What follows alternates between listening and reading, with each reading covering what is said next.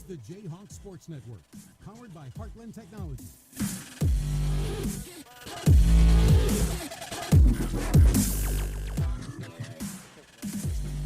All right, welcome to Jesup High School football. We are set to go on a Friday night. It's a little bit wet out there. Got some drizzle, but that's fine by us. No lightning.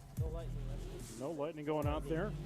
Let's see. We get everything in order here. Jason Pilcher joining me as we get things going. Our first official game of the regular season. And Jason, you there? Yeah, I'm here. I can hear you. All right, there you go. Jason Pilcher is the other voice you hear here on the Jayhawk Sports Network. My name is Nate Kleberg, as we are set to go, as we talked about. And Postville coming into this season, or to this game, 0-1, as they're going to face an undefeated Hudson squad, or actually undefeated Jesup squad that comes in after a 34-9 victory over Hudson last week. And Jason, welcome, man. You got a chance to see that game last week. Talk through what you saw in that win. Yeah, we did some really good things.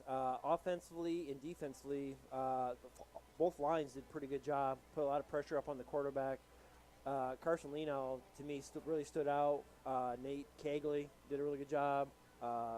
Camden Oshner, the whole offensive and defensive line did a really good job. And I think that's going to be the key going forward. You know, of course, this game, every game forward is that play of the offensive defensive line, because that's where I'm going to say our bread and butter is, but that's where our senior leadership is, and that's where guys need to show up and they can get the job done up front. So a little change we'll have in our offensive lineup tonight, and we'll see that here very shortly. Yeah. But side note, it is senior night. A little shift. I don't know if they're going to continue this from last year when they did it as a first game, because we didn't know if there was going to be a next game last year. Yeah. And we're going to have senior high school football players and cheerleaders. I think we got 3 cheerleaders that will come through, but a whole slug of high school seniors on that football team. Yeah, Jason. that class has a lot of numbers in it, and it's really nice to see. And so these guys are going to be greatly missed. So it's going to be an honor for them to get honored tonight. And also be the introduction of Darren Treptow as our PA announcer. That's right. So, That's actually, I think he's and got the most pressure. More importantly, Angie as a spotter. Angie's the spotter in yes. his hometown of Postville, so he gets, that's the double whammy. So we'll have those coming here very shortly. But again, Jesup 34-9 victory last week, 34-9 again that final. But as I was referring to here, one of the seniors we're not going to see tonight is that starting quarterback, Parker Mccomb. Yeah, Parker got hurt last week, came off at the end of the game. I didn't really see it. I think it was kind of a weird freak injury after a play coming off the field. After a celebration, After celebration, he must have just came down. Might have been tweaked from before. Saw him after, saw him walk off, and he saw him ice it up. And I was like, I didn't think anything of it. Next morning at volleyball, we find out, he's going to be out for maybe a month or so. I'm not quite sure his timeline, but. Well, we're going to turn things over to Darren Treptow, our public address announcer here at Jesup. And their families. So our first senior for tonight is Cole Bucknell, son of Brian and Amy. Cole has one brother, Kyle, and one sister, Bryn. Cole participates in football, basketball, and baseball. After graduation, Cole plans to attend Hawkeye College in the CNC program. Next up is Nate Cagley, son of DJ and Nicole. Nate has one brother, Grant. He participates in football and baseball. After graduation, Nate plans to play collegiate baseball. Next up is Brody Clark Hurlbert, son of Natasha and Brett Vogel, and Trevor and Jenny Hurlbert. Brody's siblings are Landon, Dylan, and LJ Vogel, and Trinity and Kennedy Hurlbert. Brody participates in football, basketball, track, and baseball. Brody is undecided on his plans after graduation. Next up is Grace Dykes, daughter of Rick and Christine. Grace has 2 siblings, Skylar and Dawson. Grace participates in cheer and track, and after graduation, Grace plans to attend Hawkeye College for police science. Next up is Carter Even, son of Scott and Jamie. Carter has one brother, Mason. Carter participates in football, basketball, track, and baseball. Carter's undecided on his plans after graduation.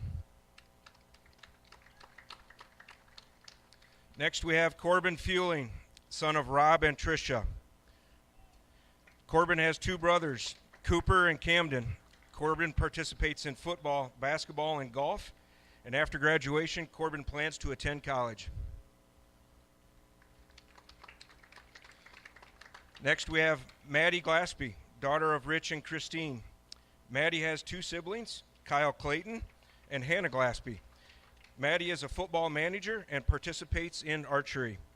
After graduation, Maddie plans to get her real estate license as well as attend college for business.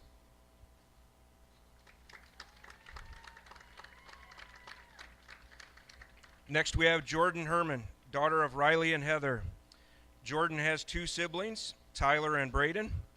Jordan is a football and basketball manager, and she participates in track and archery. After graduation, Jordan plans to attend St. Ambrose University, where she will major in forensic psychology. It's also a special night. Happy birthday, Jordan.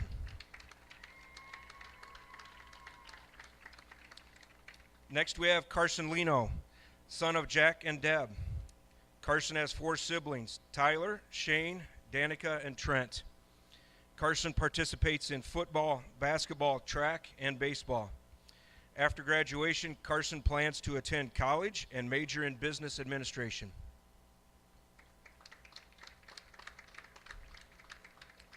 Next is Parker Mccomb, son of Paul and Stacy. Parker has two siblings, Peyton and Paxton. Parker participates in football, basketball, track, and baseball. He is undecided about plans after graduation.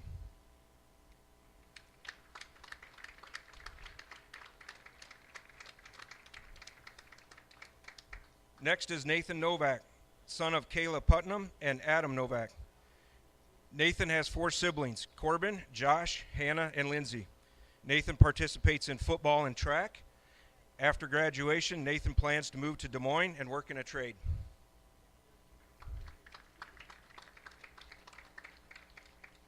Next is Camden Oxner, son of Ardell and Betsy. Camden has one brother, Brennan. Camden participates in football, basketball, track, baseball, and speech. He is undecided about his plans after graduation.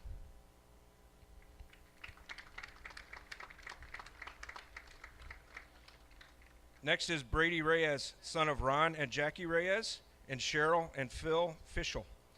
Brady has one brother, Tristan, and one sister, Maya. Brady participates in football and basketball, and after graduation, Brady will attend college.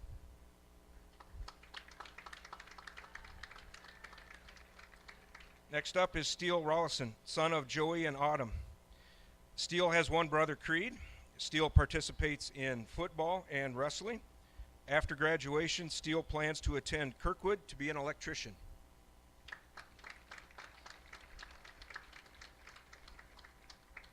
Next is Nick Sadler, son of Ron and Brenda. Nick has one brother, Brian, and one sister, Kristen. Nick participates in football, chorus, speech, musicals, CAPS, men's leadership, and student union. After graduation, Nick plans to attend Iowa State University and major in interior design.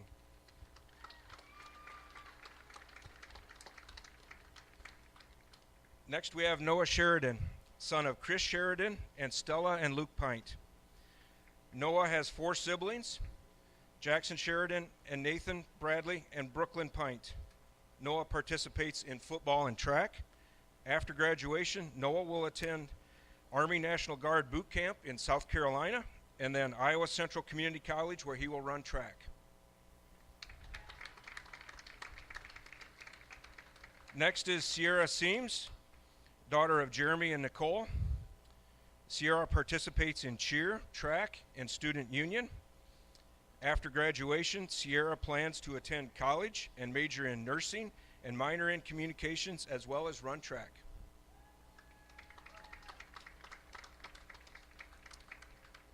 Next, we have Merrick Sly, son of Tony and Michelle. Merrick has two siblings, Madden and Torin. Merrick participates in football, basketball, track, baseball, and speech. After graduation, Merrick plans to attend Iowa State University and major in engineering, followed by moving up north to somewhere colder. Congratulations, Merrick, and good luck. I hear that's a great school for engineering. Zoe Sylvester, daughter of Nicole and Jerry Weber, and Shane and Cassie Sylvester. Zoe has 4 siblings, Austin, Keegan, Trey, and Cole. Zoe participates in cheer, and after graduation, Zoe plans to attend Kirkwood and major in nursing and biology, and then continue at Allen College. She will also have a baking side hustle. And finally, we have Blake Tempest, son of Tom and Ann. Blake has 4 brothers, Cole, Ben, Nick, and Lane. Blake is our sideline football film associate. After graduation, Blake plans to attend Hawkeye Community College. Please give a round of applause to our seniors and their families for their dedication to Jesup athletics. Great opportunity there to honor these seniors on the girls, actually in the cheer squad, and also on the football team, as you see them scanning across right now on your screen, on your television, or however you're watching this on YouTube TV, or actually on YouTube, yeah. But also on Facebook Live. So yeah, there's a lot of numbers out there, a lot of kids. So you see there on your left, there's Parker Mccomb talking to his dad, Paul, and on the crutches, and we talked through towards the end of the game last week at Hudson that he's laid up on that left foot, and we'll see what can evolve tonight as we expect to see Brevin Dahl at that passing position. Brevin played the quarterback position last couple years for JV. Parker was the backup. Actually, last year was Brody Cresser was the second quarterback. So it's going to be a little bit of a change tonight. They've had a week of practice with the weather. I don't know how much people are going to be throwing the ball. I've watched Postville work on one during that, and they've dropped a lot of balls. Just kind of that slow mist out there, so it's a little bit slippery. So we'll see if the running game can get going for us. Hopefully up front, we can get the job done and put a lot of yards running the ball.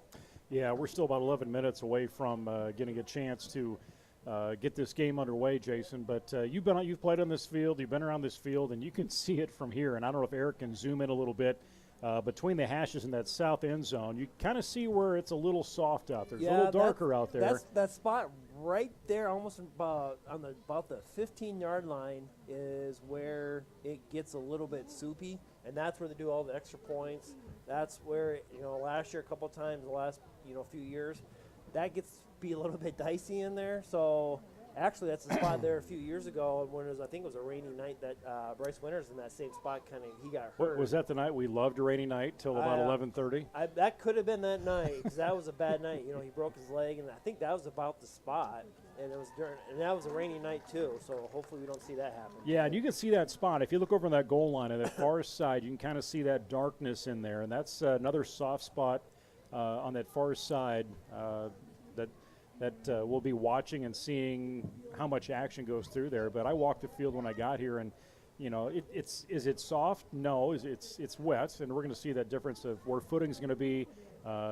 Trying to catch that ball, trying to stay on your feet. That'll be interesting to see where it goes. Exactly, and both teams have to deal with it, so there's not one advantage from that. On the north end zone, it's a little bit better up that way, but by the end of the night, that could be a little bit worse. So you never know. Yeah, this is the first competitive game that has been on this field, not counting the Wapsie Valley scrimmage that we had a couple of years ago, but. You see some people kind of trickling in a little bit, and I would imagine we will have quite a crew joining us, Jason, tonight on the Jayhawk Sports Network. Already 31 jumping on the Facebook side of things, and already looks like about 34 or so on the YouTube side of things. But if I would love to have everybody come out here, get in the stands, grab some popcorn, grab a soda, some candy bar, whatever it is from the concession stand, and be a part of Friday Night Football here in the state of Iowa ahead of a pretty big game in Ames and down in Iowa City as well. It's nice to have football full action, but you get an option to pull this up and sit in your sweatpants and maybe couch, have a different beverage of choice. A little bit different, but Postville about a little over an hour from here to there. So those people maybe they don't want to make the trip down. Maybe they can sit at home and watch the game from up there. Doesn't look like they have that bigger crowd over there right now, but maybe they'll be trickling in, or maybe some of the guys are sitting on this sideline. So. Hopefully some people up north start watching this a little bit more. Well, just if you're jumping on Facebook or YouTube, I would, whoever you're following tonight, whether you're from Postville or Jesup or watching somebody that from either team, you can put it right there in the chat. Always good to see who's joining in, where you're at, who you're following along, and especially that big group of seniors that we have out there. And, you know, as I was going through there, Jason, I'm going, I can't believe they're a senior. You know, I'm going through like Steele Rollison being a senior, Merrick Sly being a senior. You know, I could go down the line. I'm like, wow, I guess this is it. Yeah, it's kind of a little bit different because you see Carson, you know, lean on. You feel bad for Parker. Last year at the end of the game, last game of the year against Dykes, he broke his arm. Right. But he got back in time for the basketball opener. He didn't miss any time for basketball. You feel bad in your senior year that he gets hurt. He's going to have to miss some time because you don't get that time back. And that's the unfortunate thing. It's not like a professional or a college where sometimes they get redshirted. This is it. You don't get to come back and play anymore, so you feel really bad for him. Well, I got a chance. I don't know if you got a chance to listen to Jayhawks on the Move from this morning, but, you know, listening to Coach Sauer and not too many years ago, Jason, I think, was it 2 years ago? We weren't even doing JV games. We didn't have enough kids out there. No, and that's exactly right. And the other thing, too, is that we didn't have that many numbers. We've seen us in everything. I think we've seen cross-country, you know, gone through the roof. Football, basketball. This year for girls basketball, we should have a lot of numbers out. Track's always done well, I believe. Like I said, cross-country volleyball. So it's fun to see those numbers keep increasing. Yeah, and we had a discussion, Tim and I did it this morning, just about how you develop and how you're trying to get people to come out. And maybe even some of these kids that maybe played in junior high or maybe even played flag, gave it up, or didn't even play freshman or sophomore year, that, you know, in the springtime he walks the halls and saying, hey, can I get you to come out? And they listen to him. Exactly. And the key, I watched that this afternoon, and he brought up Carson Leno. And if you watch Carson his freshman year, like he said, he couldn't even get out of really his stance, which he could get out of his stance, but he's just given that point. He wasn't even starter on JV for basketball that year, if I don't believe right. And this past year, he was Player of the Year in the NICL East, which is one of the tougher conferences that we play in the whole state. He was Player of the Year. He had a really awesome performance last week, football-wise, and he's one of those guys that if you saw him when he's in junior high and his freshman year, you didn't think he's doing the things he's doing, but he's doing amazing things. Discus champion, shot put champion, so that's exactly right. So speaking of Leno, Tyler Leno watching in tonight, watching his brother, Zach Knutson, chiming in throughout the night. Kate Kingery. Zach's got a birthday boy. Yeah, definitely. So I've enjoyed all of the, you know, authentic videos that I saw posted today, courtesy of Tony Lang. Yeah, so they were very good. So come up here very shortly. We're at the 5.5 minute mark, and you see on that goal line, Jesup stretching from number to number, and you kind of see where those numbers are. And you know, you get a chance to see on the sideline, Postville not high in their numbers. So I was out there doing a JV schedule. When you show up on a smaller bus, just one of them, that was kind of an idea. Okay, this is going to be a hard-fought game for them. Yeah, I don't know they have a number. I thought they said they don't have JV numbers. All right, we're going to slip away as we turn the microphones towards the outside and honor our country, especially this time with the playing of our national anthem.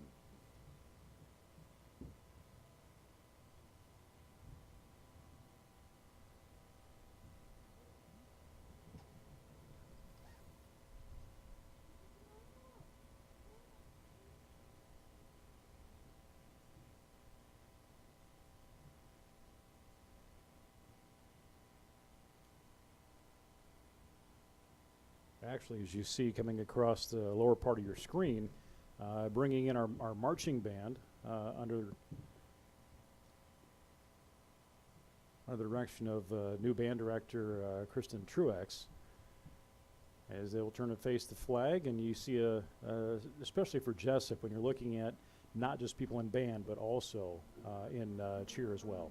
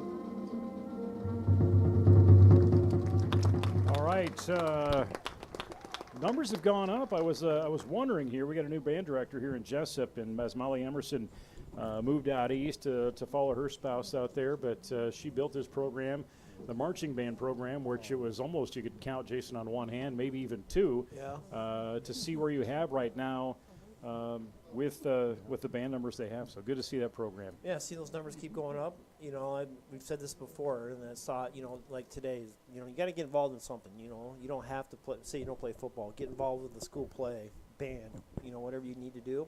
Just get involved and do something. Yeah, especially in a town this size, and you know, keep you busy doing something. Yeah, exactly. Be part of something. Jayhawks breaking through the paper. Doesn't take much, but they do it handily. Yeah. As we are going to set for kickoff here in just under 2 minutes. But looking at Postville Pirates coming in under the direction of head coach Kevin Johnson, assisted by Brian Mueller and Sean Singwald. They lost 58-8 last week at home against, actually on the road at Clayton Ridge. Last week, yeah. Looks like, or no, home with Clayton Ridge. And then you've got, I'm just looking here on the schedule, see how they have it set up. North Fayette is who they will handle next week. 2 road games at Sumner Fred. Follow that up with a trip over to, actually at home with Beckman Catholic at Dyersville, MFL Marmac at home, Columbus Catholic at home, and finish the year mid-October at Cascade. And it's still different to look. Their last regular season game is middle of October because everybody gets that chance at that playoff again. Yeah, exactly. And, so next week they go to North Fayette Valley, which is in our district this year. So we play them in a couple weeks, I believe, because next week we go to Appling to Parkersburg. AP, and, yep. And So we that's go to AP homecoming next week. AP homecoming, and the following week is our homecoming game against Oline, which is now a conference opponent. They joined this year. They're in our conference NICL East this year, so they'll be it's a district game. So it'll also be conference. It'll be for volleyball. We play actually them Tuesday night for volleyball up at Upper Iowa. Okay. So, yeah, Jesup right now is just pulling up the varsity bound, has these power rankings now. I don't know if you've looked into that a little bit, Jason, but Jesup overall ranking 75th in the state, ranking the schedule at 240th overall. But that does lead our district as far as a ranking in all classes with that one win. North Fayette Valley has a win. Union has a win. Oline, Waukon, and Wahlert all yet to win here in the 21 season. Waukon started the season out last week. They went up a class and played Waverly Shell Rock last week. They're the returning state champs in Class 2A. Waukon, I would guess, looking at everything I saw, that they're predicted to make the playoffs again, and they're probably been suited, to win our district this year. So we are set to go, and we will see Postville defending that south soft end zone, if you will, at least inside that red zone, as we were going to see some opportunity here for Taj to kick off, and that is, I got to find where I'm at. Yeah, Elmer Taj, who's a place kicker. He's a senior, 5'8", 155, as he will plant that ball and at the 40-yard line, set to kick things off. And back to return, I believe we've got Kyle Bucknell back there with, is that Brevin Dahl back there with him too? Yeah, it looks like Brevin's back there. And BCH. Actually, BCH will pick that one up, went over his head a little bit. And he's going to turn to that number to 30, cut outside, still on his feet. Nice return. A lot of broken tackles from Postville. He finally gets angled at his side. I don't know if you get a credit to Brian Garcia or not. Nate Cagley had number 52, had a really sweet block that kind of freed BCH there. That was really nice to see there. It was a really good block. So line things up, 1st and 10, just on that north side of that 50-yard line. Split out right side, Brady Reyes. Yeah, slot back a little bit, Carter Even. Going that shotgun start. Looking at Dahl. Flick out the left side. And stay on his feet. Good job. Excellent job. Carter Even keeps fighting through. And just stepped out. Nice play. Got to be out about the 11-yard line. About the 11-yard line, yeah. Right off, quick pitch right to Carter Even. He's a kid who hasn't, last couple years he went up for football. It was his first year last year after a while, I believe. He's a really fast kid. And they're going to put that on the 16-yard line. So you're looking at a 34-yard run. Yeah, right off the bat. From Carter Even, the senior. We saw him just get honored out there moments ago. 180-pound, 6'3" senior. First down. Little snap, quick. Go back to actually going to go left side to Noah Sheridan. Sheridan's going to score. Doesn't take much. Gets him in 16 yards out. Nice little stutter move. Got past the defender and had no one to make it to the end zone. So he had just one guy to beat. So Sheridan on that play makes Jesup the leader very quickly, 6-0. 25 seconds, is that about what that's about what it took. 2 plays, kickoff return, and that was nice. Carter Even set that up with that nice run. VCH had set it up before that on the nice return.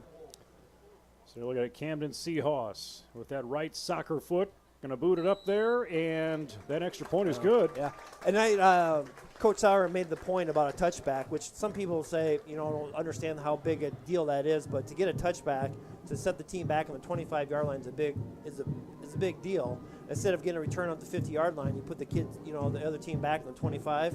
And we have a kid with Camden who's got hurt last year in the scrimmage against Union. He couldn't play last year.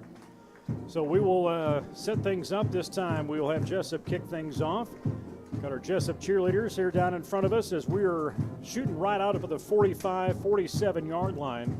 As looking to your left, that goes north. If you're not familiar with the Jesup field, here at the Lorraine Sabres press box here in north side of Jesup.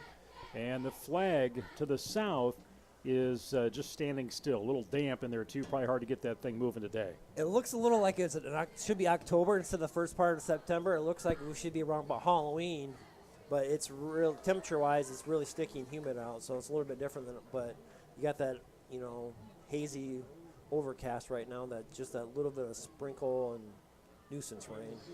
24, the number 24 out there. That's Camden Seahawks, a junior kicker, 6'2".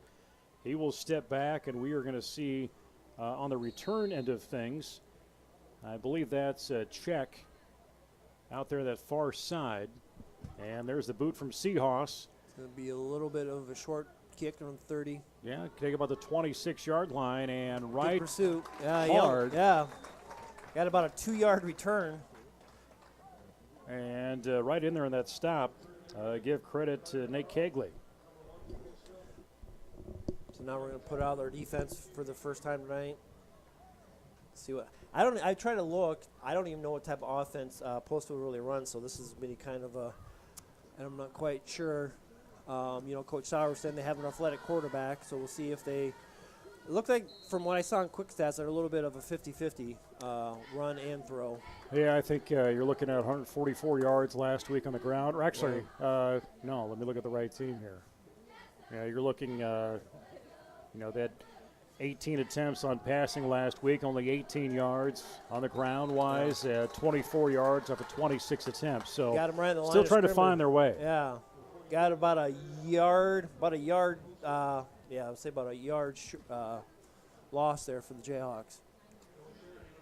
Second down at 11. 11-12 to go here. This is a non-district game. Season, actually home opener for the Jayhawks after victory last week against Hudson. Head coach of the Jayhawks, Tim Sauer, assisted by Rodney Selesky, Paul Mccomb, Jordan Miller. Also helping out there, Ron Sadler on the defensive end of things, Ardell Oshner, Aaron Schutte, Ben Stevens, Jason Sullivan, all involved in this program from junior high or middle school on up. Good little pursuit. hole right in there. Try and take that forward. You've got Carter Navarro, just a sophomore. Little jet sweep toss. Jayhawks did a good job staying home and about another yard loss, so that brings about 3rd and 13. Yeah, 3rd and 12. Kind of I don't know if they'll go a little bit conservative here, try a draw play, or see if they can try to pick up the first down. Kobe Bohr to the sideline. Had not many numbers on substitutions that head coach Kevin Johnson can work with. There's a handful of guys over on their sidelines in crutches and undressed, so hopefully those kids can come back and play for them. Manikwu, quarterback. He's going to go long, looking for a temp, almost intercepted. Yeah. Ball was hung up in the air. We got good pressure back there. I think Nate and Carson were back there, made them a high throw. And Brevin Dahl had his eye on it for sure.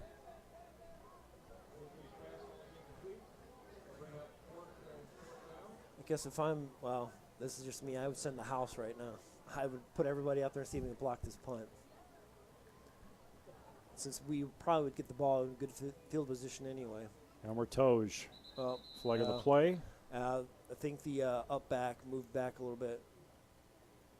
So the officials will confer. So, but maybe not. Looked like the up back maybe moved a little bit. Yeah. Take Navarro to the sideline. Yep.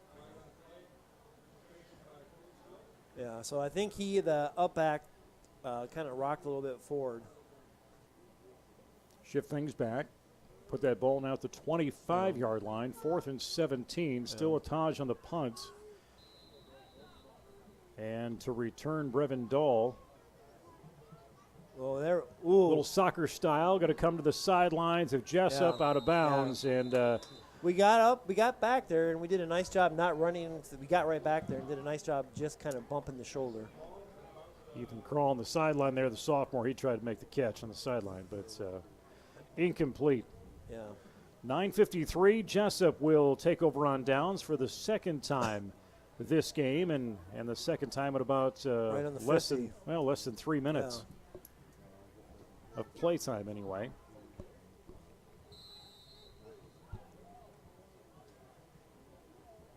Gendall in that backfield. And we'll see Sheridan in motion. Nice and he's fake. going to take it on his Nice own. play. Crosses the 50, past the 40. He's wide gonna open. score. Can he go Yeah. 50 yards into the end zone in a matter of seconds? He can. A fake.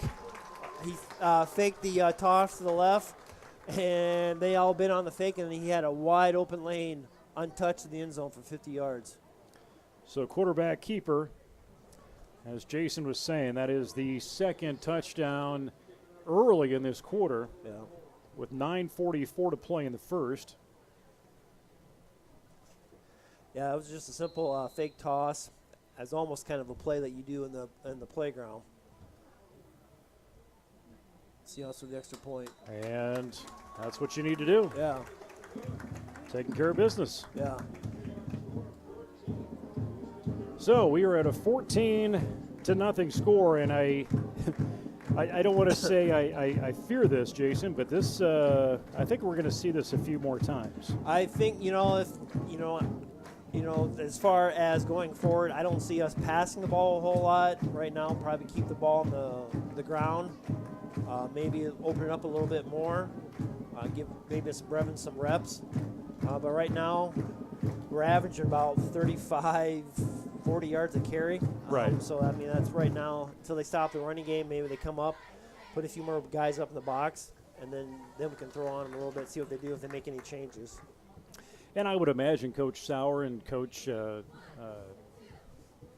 Sauer and Coach Steve, Miller and yeah. Coach Sadler are all going to be probably, maybe we get in that second quarter, we start thinking about more quicker substitutions than they would at this point of the game. Yeah, because Especially going into this district play, you want to keep everybody as healthy as you can. that's exactly right. That's the key word right there, healthy. You got a long weekend, Labor Day weekend. Give these kids maybe some more rest. Your Seahawks set to kick things off. 9:44 to go first quarter. There's that right-footed boot. It's going to be high enough. Picked up at about the 18-yard line. And Postville making a run after it. Got to give credit Yeah, he did have on a nice that return with Elias Yeah. Abdi, Yeah. junior, cornerback, 6'0", 140 pounds, out of Postville. That has been the one thing over the last few years. We've kind of given up quite a few yards sometimes on kickoff return. I think that's something, I know Coach Sauer's talked about it, something we need to work on, or, the team. Kind of right there, we just over-pursued the ball. It was a nice kick by Seahawks, but we just over-pursued the ball, and he had a nice, about a 30-yard return.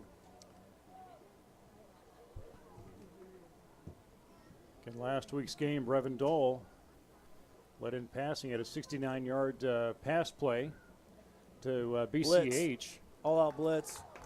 Ball. Right at the quarterback. That ball is loose. Yeah, we got a ball turnover out there. I believe so, and it might be Nate Cagley maybe came up with the ball. Yes, he did.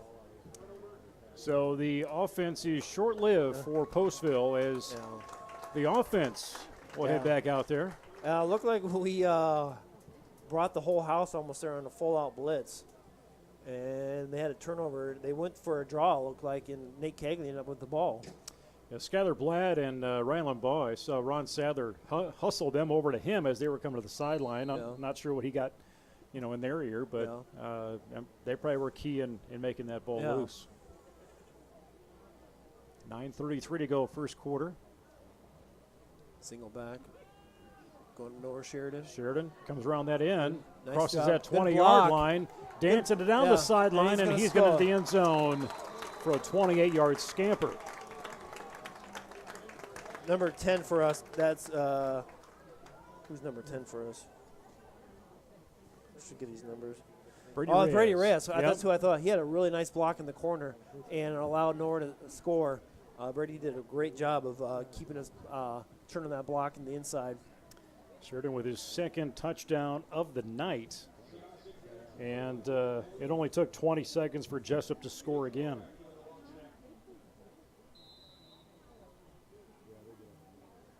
There's a flag. Boot is up. It will be good. Let's see what the official has to say. False start on the offense. So we'll move that back. Yeah, a little false start. Lineman got a little.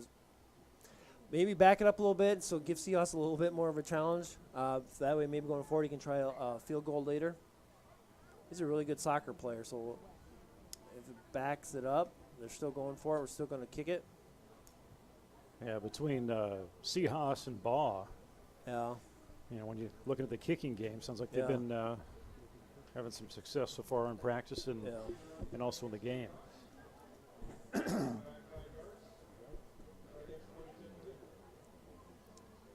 If you can hear that, that is Darren Treptow on the PA announcement for the first time. So he assumed that role, and he sounds like he's doing a really good job. Dan Fox hanging it up after a number of years. Still doing volleyball, I think, though, isn't he? Yeah, just a little bit short off there. Kind of didn't get his footing. Yeah, it looked like Seahawks didn't quite get his steps down to where he needed to be. But 20-0 is our score after a 28-yard run by Noah Sheridan. It's his second touchdown of the night.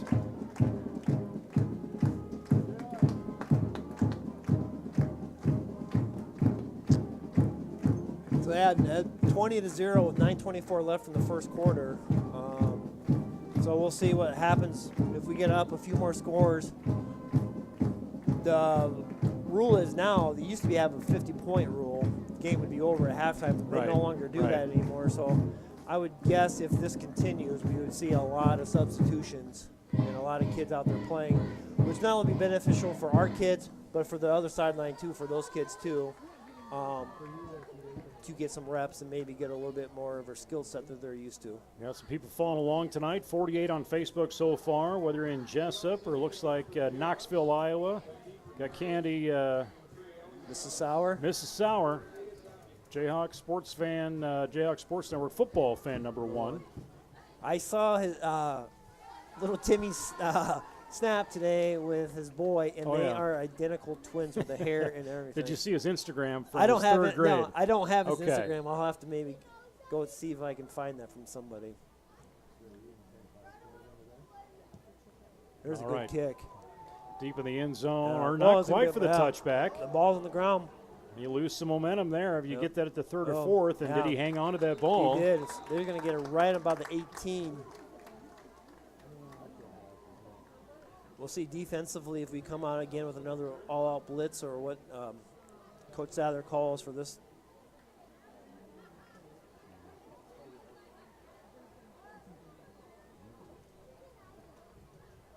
This is the Jayhawk Sports Network from Heartland Technology. I'm Nate Kleberg. That's Jason Pilcher. We've got Eric Clark on the camera joystick controls, and Anthony Baugh making it all happen. This magic suitcase next door. 9:17 to go, up 20-0. Jayhawks over Postville right now, and back him up 5 yards. Third or fourth flag on the night. Yeah, left tackle. He's got Carson Leno on top of him, in front of him, and maybe got a little bit anxious there. We've got the I'm going to call old style defensive end standing up with Carson and Nate on the defensive ends. There's a snap. They're going to hang Little on to draw- that. Yeah, a little draw play going around the corner. Kate Downing, the ball carrier for Postville. Yeah. Going to lose some yards on that. Carter even did a nice job pursuing the ball, and that's going to take about a 2 or 3 yard loss for that, so they're being about 2nd and 18. Yeah. Sadler bringing that call in from the sideline. As you see here on that. It's a good home crowd. I mean, like we said last year, you got to get out and see because you never know. You know, senior night tonight, no one knows what's going to happen again. Feeling Reyes. Dahl on that backfield. Seeing where they need to be. Pass. But Throw Jesup the going to ball. keep fighting inside, and there's an Interception. interception. Yeah. Wow, that one right in the hands of Jessup's Ryan Durham, if I see that right. Yeah, number 14. He did a nice job. He went down and scooped the ball almost off the shoe tops. Yeah, coming off of last week, no interceptions for the Jayhawks, so that's the first one of the season. And then looking at last week, looks like that'll be the 3rd interception of the season for Postville.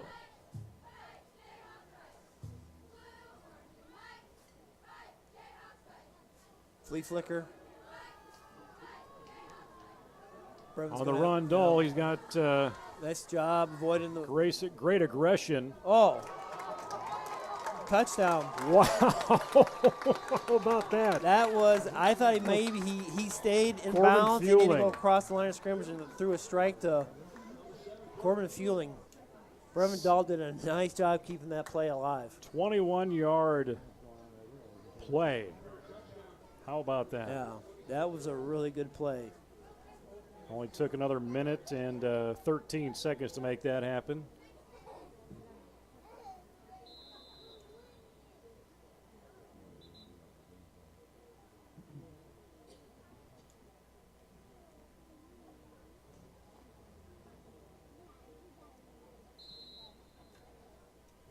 So Seahas again with his actually 5th attempt at an extra point.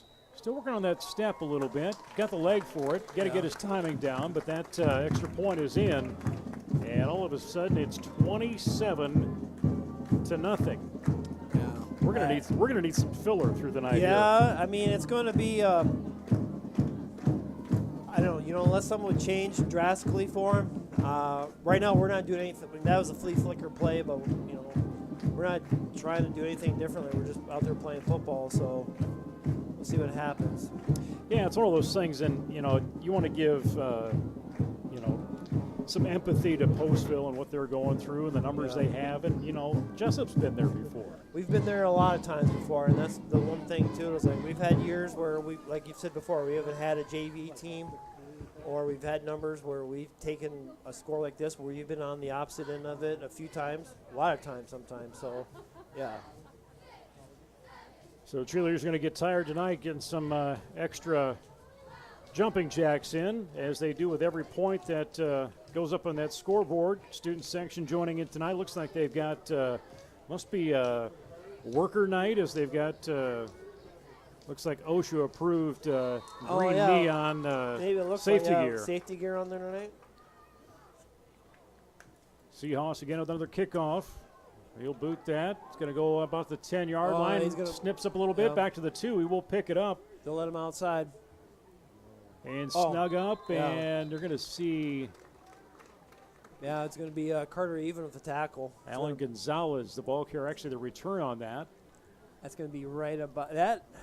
If you ever watch pro football, Bill Belichick he coaches that or teaches that. He doesn't want touchbacks. He actually wants the ball about right there for them to get like the 5-yard line. He wants them actually to try to return it. He doesn't want a touchback. He wants to pin them back even as far. So right there, that was a pretty good by us, and so that's going to get them about on the 13-yard line. So bring 2 to the left and 1 to the right. High formation. And they'll put 1 in motion. Ball looked like it was a little bit loose as it was flying through there, but quarterback did hang on to that. Looked like they changed quarterback. Yeah, that's Cade Downing. Yeah. He was not the starter, but he is now at this game. And you're right looking now. at 2nd and 16. That ball on the 7-yard line deep in Postville territory, and you see a little bit of that field, that mound. You see where it's getting a little more work. A little more work right now. They're right on that spot, so the ball's going to be a little bit slippery coming off the snap.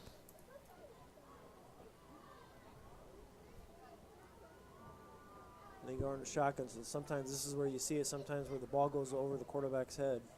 Downing and Millen in that backfield. Draw play. Millen will take the run. He's going to get maybe 2 or 3 yards on that off the right side. It's going to put about 3rd and 13. Yeah, still about a 3-yard gain for him. 3rd down. So this is where usually it's going to be a passing down, see if Postville comes up to throw the ball, or they look to try to just run the ball to get a little bit more space, to get a little bit more room to try to get a better punt off. Same formation. Looking at Millen in that backfield, and going to back him up another 5 yards. Yeah, back him up 5 yards or half the distance. The up back behind the quarterback flinched. Yeah, you've got a young team here. Just looking at Postville. Yeah, a lot of sophomores. A couple, just 2, maybe 3, if not 4 seniors on this squad. A lot of sophomores. Yeah, a lot of sophomores. But you got some bigger kids in here, too. You look at the bottom part of that roster, 240, 245, Oh, 250. Oh, Carson Leno catches the pitch and scores a touchdown. How about that? That is a 5 yards. That is a defensive end's dream, to catch the pitch, and Carson was there, catches it for the touchdown. Leno with the turnover. That is something every defensive end, when I played in school, I played defensive end, never got to do it, but came close a couple times. That is something every defensive end's always wanted to do, and he did it. That was awesome. He knocked down the running back. He surprised himself a little bit. There's the boot. Got his feet and timing down there, high enough. Yeah. Extra point makes it 34-0 with 6:34 to play in just the first quarter. If you're just joining in, wanting to know what's going on, well, touchdowns are going up is what's happening. Yeah, and the thing about it is not a lot of time has come off the clock. There's still 6 minutes left in the first quarter. So, that last score, again, that turnover and little Flea got caught up in that pitch. Leno right in there for Jesup, and 5 yards on the defensive score. Yeah. You know, that's got to be on Coach Timmy Sauer's goal board as defensive score. Yeah, I would say that'd be on the whiteboard. Tonight when he's going through thinking and stuff, he was like, yeah, I got a defensive score. Now you've got offensive score, defensive score, now you need a special team score. Matter of time, Jason. Yeah. Matter of time. Yeah, the cheerleaders, I mean, look at they don't do push-ups.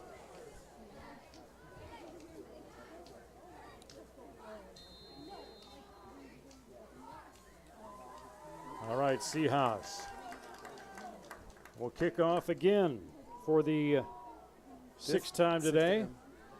Actually, sixth time today. Oh, we got still loose yeah, on his we feet. didn't wrap Give up. credit to Alan Gonzalez. Yeah, he did a nice job keeping his feet going. We had a few guys back there. We just didn't wrap up. BCH doesn't come off. I'll be interested to talk to Coach Sauer. You know, as you get to this point, you're up 34-0.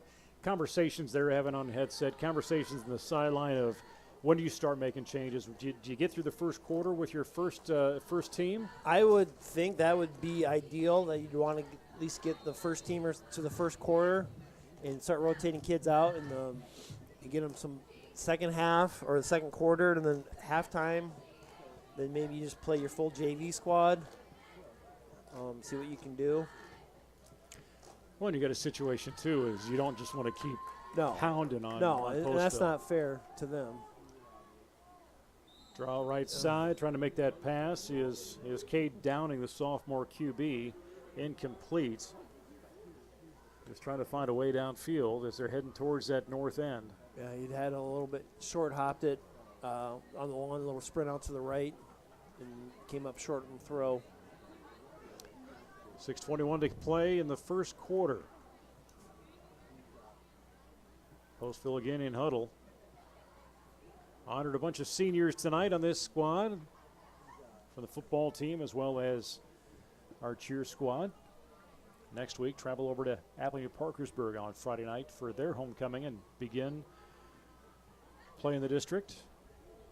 Little pitch out. Oh, Gonna ball be loose and still loose. And Carson, he tried to score again.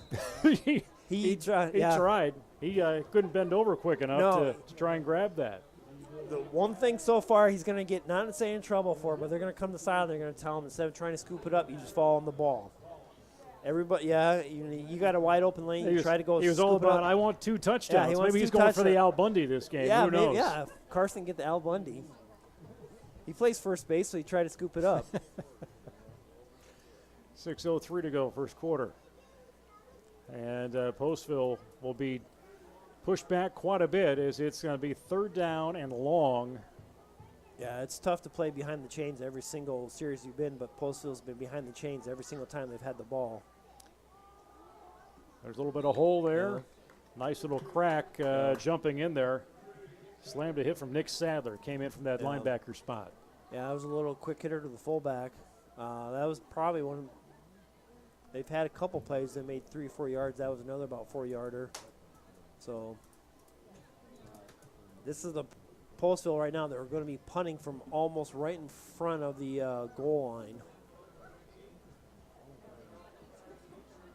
Either way, we should come up with pretty good field position. See if they bring anybody to block the punt. Oh, we just barely missed it. They're going to bounce at that 35 and scoop it up is Dahl. He'll cut across to that east side of the field. He's going to turn the numbers out of bounds. Nice job. Right at that stick, about the 42-yard, actually 32-yard line. We're going to flag on the play. Yeah, flag on the play. I don't know if it was Noah and the other kid from Post who were kind of going at it a little bit, so I don't know who they're going to call it on. Got a little chippy.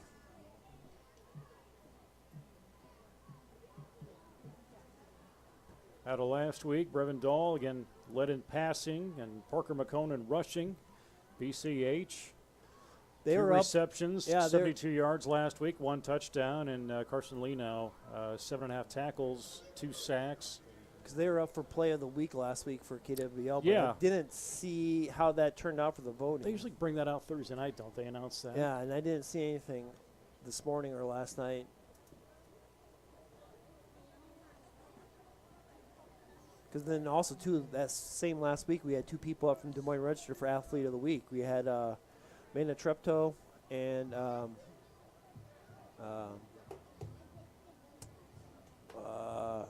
Nolan Evans was up for Athlete of the Week from the Des Moines Register for cross country.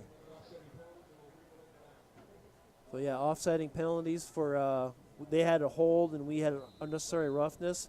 So, Postal's going to have to punt the ball again. Yeah, I was just on Channel 7 side here to see if I could find what they chose. That's a high punt, little soccer style. Is going to roll. Yeah. Hit the 35. Dahl's going to watch that continue to go into Jesup territory, which will probably be the deepest Postville has been this game. Yeah, we just missed blocking the punt. It was a high punt. The punter did a nice job. He's a left-footed punter. I think if that was a right-handed, right-footed punter, we probably would have blocked that. Just checking the scoreboard. Falcons of AP and Osage scoreless right now. Pirates and BCLU W Comets. At least the scores we see coming in on Channel 7, but doesn't mean that's what the score is. Yeah, that's just where we're at right now. Yeah, varsity bound to see if we've got any area schools playing. We got a couple of them, but I can't see any scores. Jesup 1st and 10. Look to pass. Little double. They're going to go for that. They're back there. Carson leaned in right there. Carson is stumbling. Carson's got the ball. Carson's going to score. He thinks he's an Iowa State football player on the end. 58 yards. Carson Lino with 2 touchdowns so far on senior night. 4:33 to play first quarter. It's going to take a little while. Yeah, that tight end eligible play, they put him back at the far. That's the one thing. They slid him out tackle eligible play. That's a play you're going to go back and see. Well, I don't think anybody hears from the news, but that would be a play that Carson's going to remember the rest of his life. Seahawks with another attempt at that extra point, and it's through the uprights, and good. 41-0. I'm not sure what to say. I was expecting them to pull that out for a play, but that was a really sweet play. I always thought that they're going for that double pass, which they had last week for the touchdown. Brevin Dahl's BCH. So I thought that's what the play was going to, and the Carson had stuck out there, and he did all the work on his own and scored the touchdown.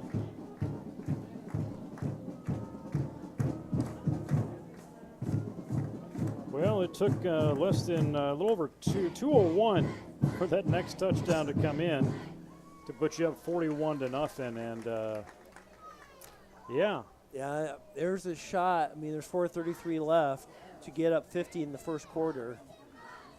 So we'll see how Postville responds to the kickoff. I just hope the cheerleaders stretched enough tonight, getting those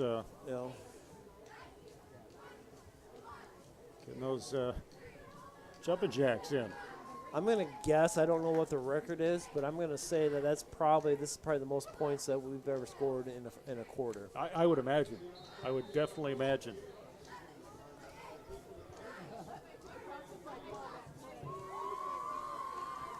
They're going to probably be pleading with Coach Jordan Miller. Can we just take some time here?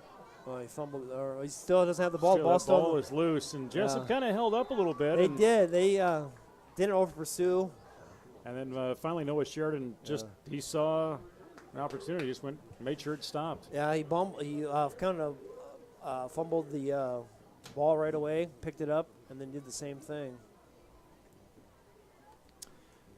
So we will see Postville. They'll get 1st and 10 on that 16. Seeing some substitutions right now coming in for the Jayhawks. Seeing some different boys come in and out. Maybe rotate a few more, keep some kids coming in, but rotate some the younger kids, get them some playing time. Well, that offense is just getting minute after minute. Not going very far, but. No. They have Cagley out and Carson out. So pretty safe to say we'll see some sophomores and some freshmen in that game tonight. Yeah. It's going to happen pretty quickly. Coming in, Steele Rollifson, senior, will come in that backfield, and we'll sit down our quarterback. No need to keep him out there. No, and that's one thing, too, is like going forward, I don't know, Brody Vogel, freshman, we'll see if he comes in and plays some quarterback tonight for us, get some playing time. In case something happens going forward with Brevin Dahl. I don't know what the protocol or who would be the next person up, but he's the next guy in line, I think, to play quarterback. So see if he gets some playing time tonight. Landon Vogel. Who did I say? Brody. Brody. That was his cousin, but yeah. There's that pass. Oh, then a good play. Right across the center, and tackle, forcing it in there. Brady Reyes will finally pull him down with some help. Yeah, it's going to be about a first down for Postville. Reception by Alan Gonzalez. It's going to be about a 12-yard gain, so that's their best gain of the night, coming across the middle. Good play on their part. 3:21, that clock will resume.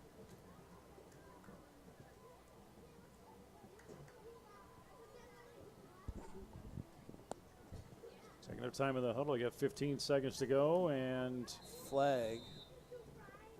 Maybe 12 guys in the field. Yeah. Yeah. So they had 12 guys in the field, so that's going to back them up. That's going to back them up 5 yards. Yeah, 5 yards. So even 12 guys in the field, even though they have not started that play yet? Yeah, I think so, unless they're coming off. So I believe, legal substitution. Okay. So a legal substitution. Oh. And they will have to move that back. And Oh, that's a 10-yard penalty. Oh. They back him up 10 yards? Must be. Yeah, it looks like the marker. Timeout Postville. On the board it says 1st and 15. Yeah, just had not changed that distance yet. Yeah. So we're going to take a break. And you know what? Probably on the field, these guys have been running nonstop. Yeah. At least our offense and their defense. Yeah. Seemingly, anyway. Seemingly, yeah. So 41-0 is where we're at. Carson Leno scored 2 touchdowns, so if you keep the track at home. Yeah. Noah Sheridan with 2 touchdowns. I'll just go down through the scoring here, and if you're just joining in and wondering how did we get to this point, I had to take a sip of water so I could catch my breath and where we're going here, but 11:35. It did not take 25 seconds, folks. Noah Sheridan with a 16-yard run into the end zone. Seahawks with that extra point. It was 7-0. 9:44 to go. Brady Dahl, or Brevin Dahl. Brevin Dahl, yeah. I'll get that right. I saw Brady here walk Brady's through the here, stands with his Cohawk sweatshirt on. Yeah. So Brevin Dahl, 50-yard run into the end zone. PAT is good. Sheridan with his second touchdown. This was a 28-yard run with 9:24 to go, making it 20-0 at that point. Extra point failed. We had a pass play to Fueling with 21 yards, making it 27-0. Quick turnover on a little pitch from Postville, right in the hands of Leno. 5 yards in, 34-0. And then you saw almost a collegiate-style tight end run, pass run into the end zone. 58 yards, 41-0 is where we've at right now. They tried the draw play. We did a good job, and that's going to be about a 2-yard loss. So that's going to bring up. That penalty must have been a 15-yard because on the board it says 2nd and 25. So that's a big penalty, that illegal substitution they had. I didn't realize it was that, long of a penalty. 2nd and 25, that ball on the 12-yard line. And they'll break out of that huddle. Yeah, they're not coming to the line anytime soon. They were kind of taking their time. They might get a delay. Yeah, they're going to get a delay. Oh. They should have taken the delay. Yeah, it was pushing that that timing clock. Yeah. I thought it was right at double zeros almost when the referee, or when they snapped the ball and they fumbled the snap. Yeah, Postville is in no hurry. No. Trying to get a playoff. They're using all the clock they can, as they'll now spot that on the 6 or 7 yard line. Yeah, it's going to be 3rd down and 30. And you're looking at Downing. Gets that snap, a little quick handoff on the right side, and get a few yards in there. Try and move things forward. Clock keeps moving. Yeah, try to put the ball more in the middle of the field. They're going to have to punt, so they want to get a little bit. You don't want to probably pass the ball. That stops the clock, and also, too, puts the ball a little farther back and make the punt a little bit tougher for them. See a ton of substitutions here. Yeah, we might get one now, too, if we don't. Yep, we're going to get called. Well, actually, not substitutions, but bringing in the punt return team is what they were doing. Yeah, I think we got not paying attention out there. What happened So to us. Jesup will get that. They'll move. Yeah. Oh, they call false start. Okay, so it's a Jesup's advantage. Yeah. As a flock of Jays was coming in. Yeah.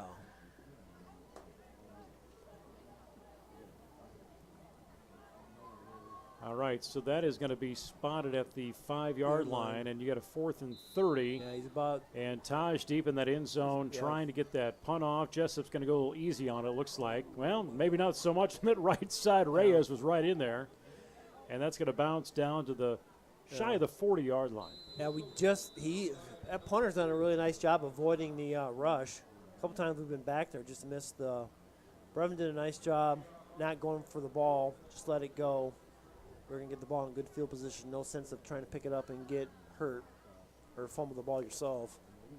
Yeah, you look on your screens right there down below here, Jordan Miller, and you see Paxton or Parker Mccomb just on the sideline there, Rodney Selesky, and you got that injured quarterback. He's got a headset on, so he's listening in to get a sense of the chatter you hear on the radios on those headsets as he's setting the plays in. You see him setting those plays in as they will get them ready. So that can only make him a better quarterback, getting that experience on that sideline. Yeah, usually, last week, Stevens was on the sidelines, and usually a lot of times he is on the sidelines, so maybe they switched this week. Looks like, because now Miller's on the sidelines and maybe Stevens is up in the, or maybe I can't see. Maybe Stevens is down the field. Yeah, I haven't seen him down there. He is usually down there. Yeah.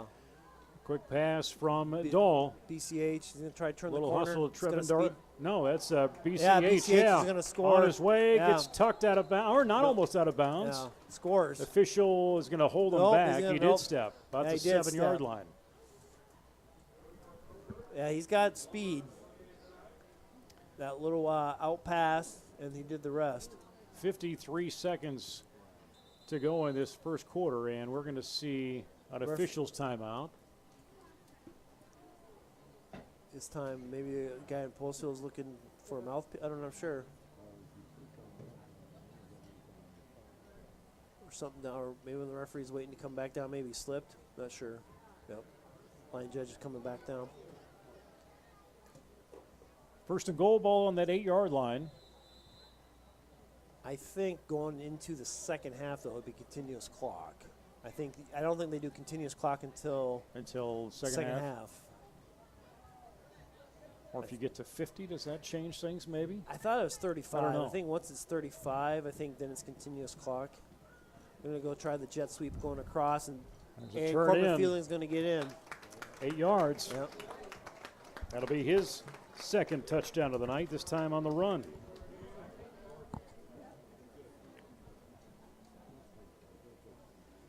So Jesup with their 7th touchdown this evening. We're not even out of the first quarter. No, we are not. Yeah, you're joining in. It's like Craig Frush on Facebook. Is this really the score? Yes, Craig, it is the score. You get to a point. You're not trying to run the score up. We have to do things. We have to be a better football team. We're not trying to run up. You don't see any of the kids hooping and hollering. No. You feel bad for Postville. They're trying to play. They're competing. They're trying to get better themselves. So, we've done some substitutions, so we'll see going in the second half. See a couple more kids come in, JV kids, because I don't know. They didn't play. I think we played Columbus. I thought JV, they don't have, so I thought somebody said we're playing Columbus for a JV game. Well, let's go to the schedule and kind of see where we're at. When you're looking at tomorrow, JV volleyball's at the Independence Tournament. Next week, they canceled that JV game on Monday. They were supposed to play Columbus. Due to numbers, I'm guessing, right? Yeah, I'm guessing maybe because maybe somebody had said, too, maybe Columbus is down. I'm not sure on that. Yeah, speaking of Independence, I know we'll take some time here. I know you knew him, but, Independence lost Rick Wendling this past week.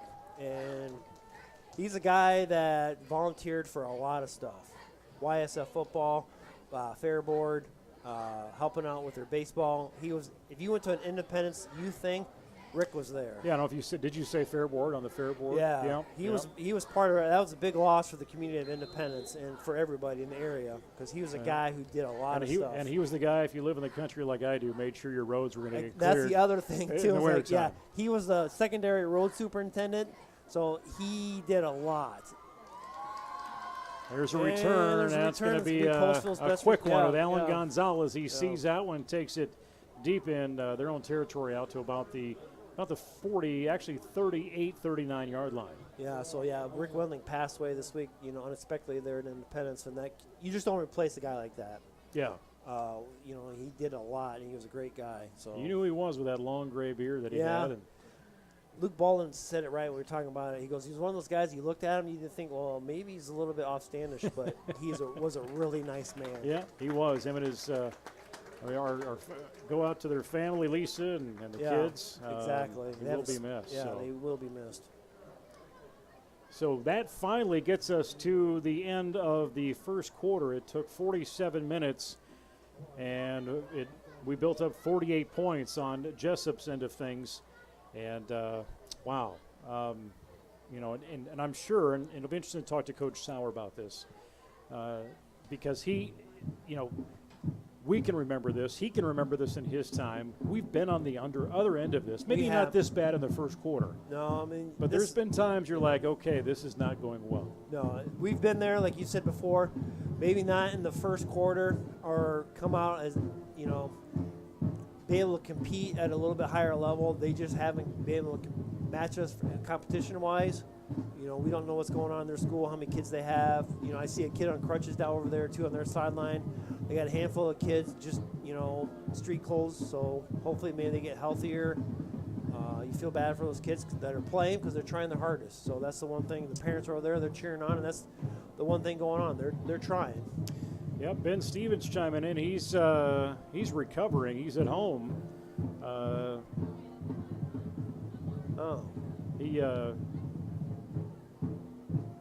He said Columbus game was canceled due to numbers, but Ben, get back here soon as you recover from the craziness that we have going on in the world. Yeah.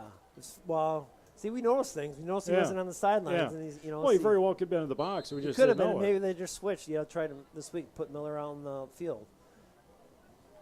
Yeah, you were just talking about Independence. I don't know if this is why you brought it up, but I saw Bobby Beatty from it. He just posted they put an RW sticker on the back of the football helmets. I did see that. It's pretty cool.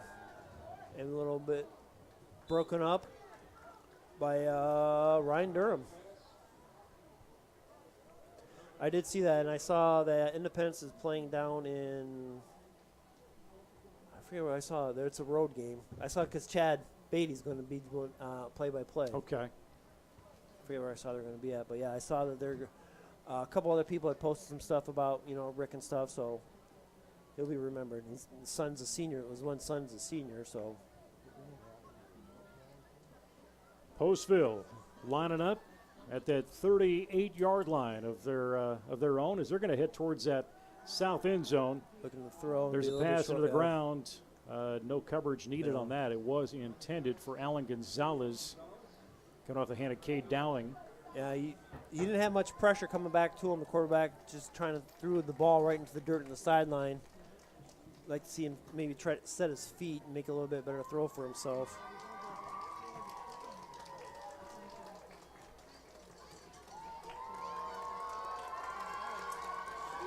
Looks like in the area too, right? Well, we'll go to this play. We'll come back. Oh.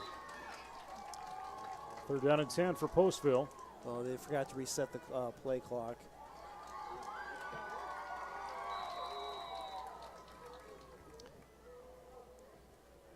Looking to pass. You get a little bit of pressure back there. Carson's going to get back there. He's going to get the sack. Take him down. I think he looked like he went a little easy on it. Yeah, Carson's a kid that, he's not going to try to hurt anybody. He could. Yeah. But I see right now in the area, Gurney Center and Dykes is tied at 7-7, so that's a pretty good big matchup. And it looks like Columbus, West Branch is a 7-6. Columbus is up right now.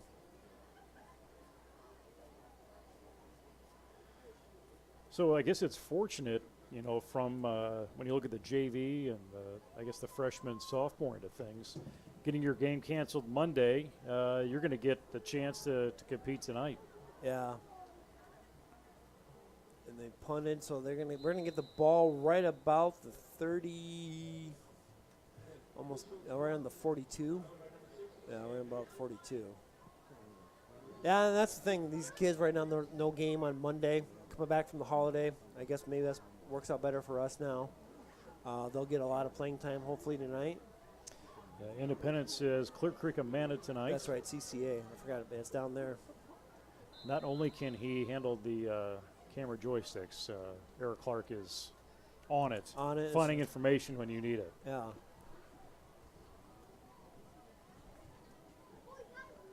Clock rolling, 9:15 to go. Jesup with that ball. Maybe it a is. White snap over to Dahl's going to get broken up a little bit.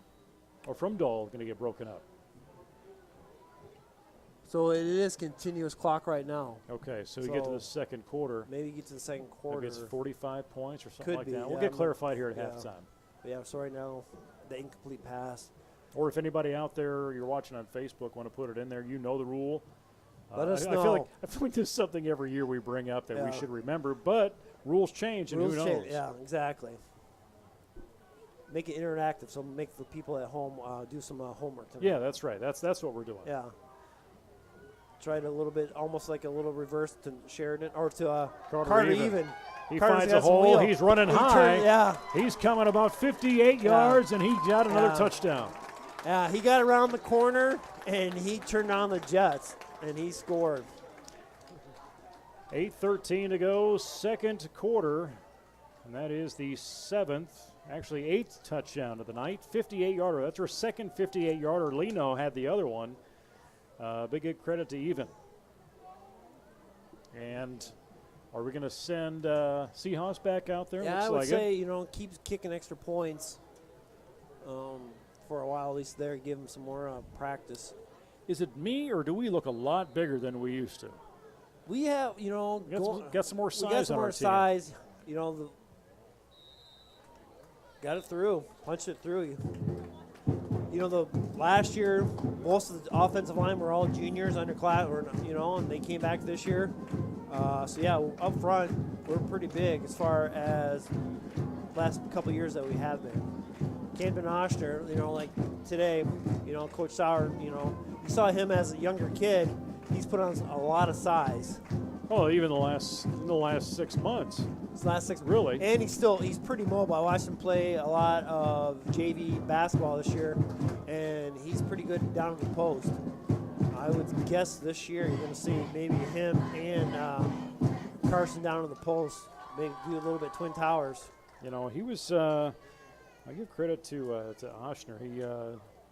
He leveled up this year and really put it in to be that PA voice for high school baseball Exactly here at right. Jesup Yeah, tonight. he did. He stepped Or in. this season, yeah, this this last season year. stepped in, and each game he got a little bit more confident. He started off really well, and he ended really, really good. He did a really good job. Well, his dad said I think he's gunning for your job. I said, well, come on up. I don't care. Yeah, We'll bring you in. we'll bring you in. We'll make it a 3-man booth That's like right. Monday Night Football. I go, I need somebody for volleyball. Let's go. Yeah, I asked Luke about that, and he said no. Yeah. He's on a sabbatical from his volleyball announcing. And we're going to put Riley Bob back there to kick. Ooh. Got lucky that Postville bobbled the snap and went back to the end zone. Went through the end zone, got to be a touchback. Another half yard, that ball would have been right on the goal line. Well, you heard Sauer today on the Jayhawks and the move that we had on. We're not used to getting it out of the end zone from that kickoff. No. Getting those touchbacks. Yeah, last week we had 2 of them. Yeah, pretty sure we had 2. So continuous clock, puts it up 55-0. And right now, you see Landon Vogel warming up to come in for quarterback, throwing the ball a little bit. I said earlier, talked to Jace last night, and he said the same thing. Landon's a little bit bigger as a freshman than Jace was, so he's got a little bit more size at this time than Jace did at that time. So he's going to be probably coming in here in a little bit, get his first real varsity experience.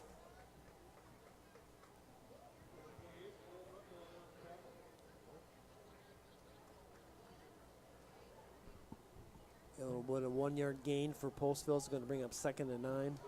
Well, look at Ben Stevens. He's on this. We're getting these rules right.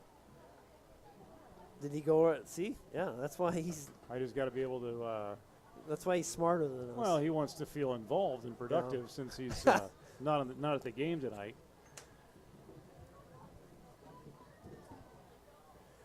So 35-point differential anytime during the contest. The game will be a continuous clock. Begin with the ensuing kickoff when the 35-point becomes effective.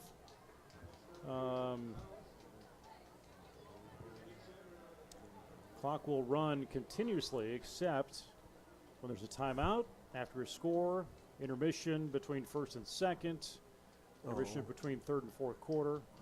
If there's a penalty, if there's an extended injury timeout, and anytime official feels it's necessary for safety reasons. So So there's the rule appreciated, Ben. 35 points no matter what point of the game. After that score is when it's running clock. I just noticed, I think he had it on before, but I see Parker McComb's got the headset on, so it's nice for him since he can't play. He's hearing the play calls and seeing what the plays are being called.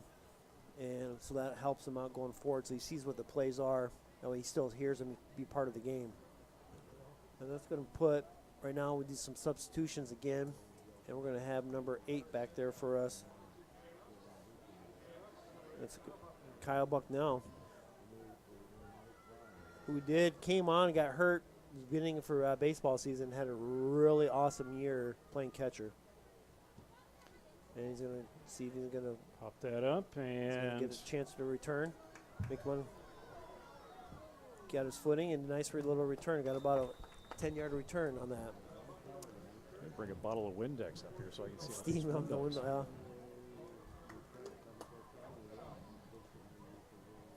They're going to bring Brevin back out. Landon's getting warmed up. We'll see maybe if he comes in, if we get here in a little bit, or maybe we'll wait for him for the second half. Cheerleaders are thinking we like touchdowns, but, you know, if you want to hold on for a little while, we can hold on for the jumping jacks. Yeah. Still cheer this crowd on. And you've got, just looking out there at BCH, is I think they're trying to decide any sort of changes here on offense. Yeah. But, no, they're going to keep those guys in, bring that play in, and look like Lino a little quick off that line. Yeah, we had a little bit false start. I would guess that they're probably playing this as this is going to be the last time a lot of these guys are going to be playing. That when they come out in the second half, that we have a lot of substitutions and playing the JV kids. Well, and, you know, especially at halftime, you get that chance to maybe organize where things need to be. You may have talk to the kids a little bit, tell them what they're going to play. Well, or will they treat it like a second half JV game? Yeah. Will they run that with that personnel and just leave the varsity people on the sidelines? Yep, exactly. That's a good point. And maybe just leave your special teams. Who knows? Well, duck in and out on his feet. Preston Youngblood. Preston Youngblood. Yeah. So there's a freshman. He's got he's a pretty big sized kid for a freshman too. 6 foot 180. Yeah, I think he had a pretty good junior high football career. So yeah, that's good to see.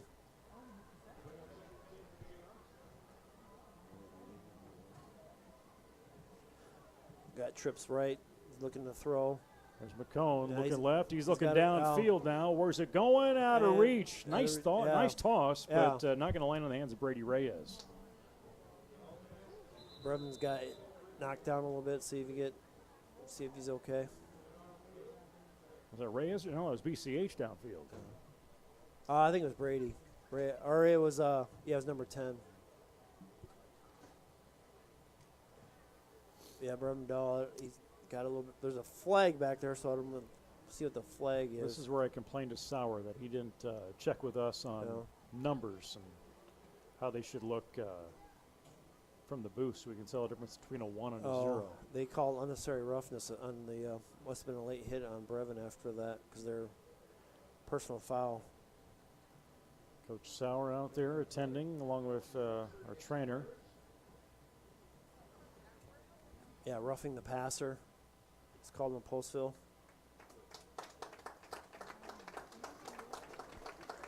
Hobble up a little bit. Are we going to accelerate who's going to go in at that quarterback spot? Yep, Landon Vogel's going to come out there, and he's suited up with his helmet on, snapping it up. So it's going to bring up 1st and 10 right on the 30-yard line. Freshman quarterback in there, getting his first varsity snap. Going to get a shot close to the red zone.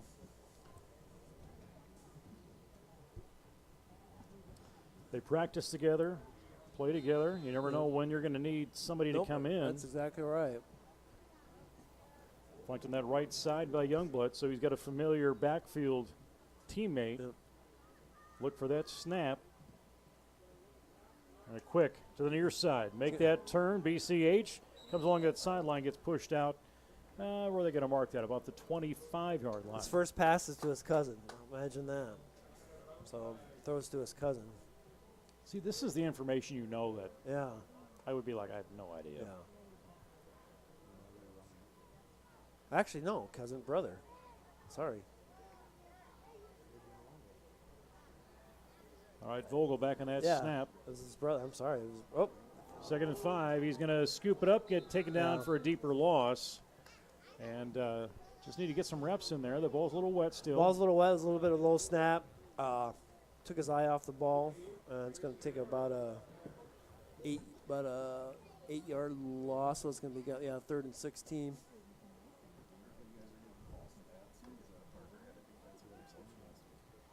There you go. Parker Mccomb, we just got told had an interception last week, so we stand corrected. You know, I remember that from the newsreel, I guess. Yeah. And he's going to Right throw side out, to there's the Carter turn. even. On a run And again. he's going to get stepped out, so it's going to bring up 4th down.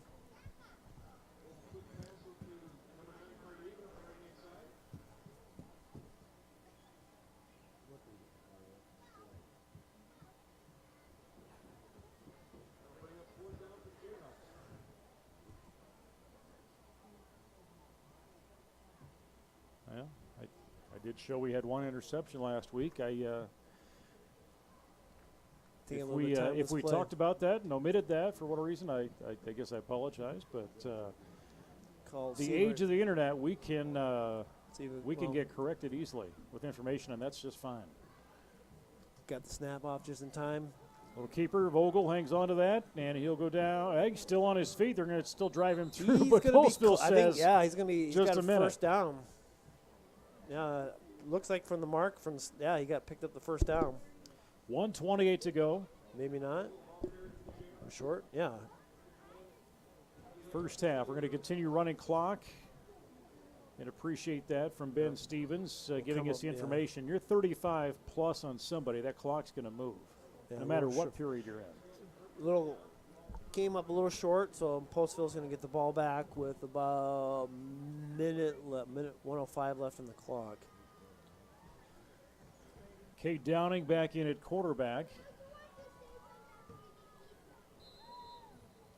And that's the first time Jesup left the field without scoring tonight. Yeah.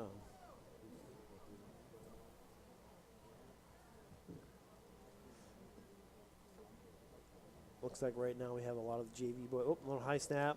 And Still in there, Yeah. but coming in for that sack, Jack Moss. Jack Moss, number 72. Busts in there yeah, as a sophomore. junior. Or junior now. Yeah, he's a junior now. So, yeah, Jack got back there, got it right off the snap, and got the sack.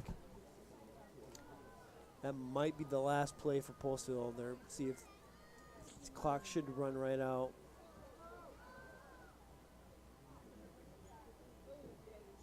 Coming up at halftime, we will step away as the marching band will be down in front, I believe, playing, or at least potentially maybe. And that's going to be half. That is halftime here in Jesup as we have an intermission score of 55-0, and a number of Jesup players tonight with 2 touchdowns, all of them coming in the first quarter. There were no scores in that second period at all. No. Did I get that right? No. There was a No. second quarter. We did have, I'm sorry, the last touchdown we had was in that second quarter, 8:13 to go. But we did have a total of 8 touchdowns, making it 55-0. Sheridan had a 16-yard run as well as a 28-yard run, fueling with a 21-yard pass play and a 12-yard run. Leno with an interception defensively, 5 yards. And into the end zone in that south end, and then they handed it to him like a big-time tight end, 58 yards into that end zone, and then also even. He had 58 yards into the end zone. That's the last score we saw for Jesup here tonight against Postville as we are finally at halftime. That took a little. That first quarter was a long first quarter. Good on our end, but it was a long. Well, yeah, it first was quarter. 47 minutes for that Yeah. first quarter, and then the second quarter, Yeah. took us another 20 minutes. Yeah. So we're going to break away as we see the Jesup High School Marching Band on the field. This is the Jayhawk Sports Network from Heartland Technology.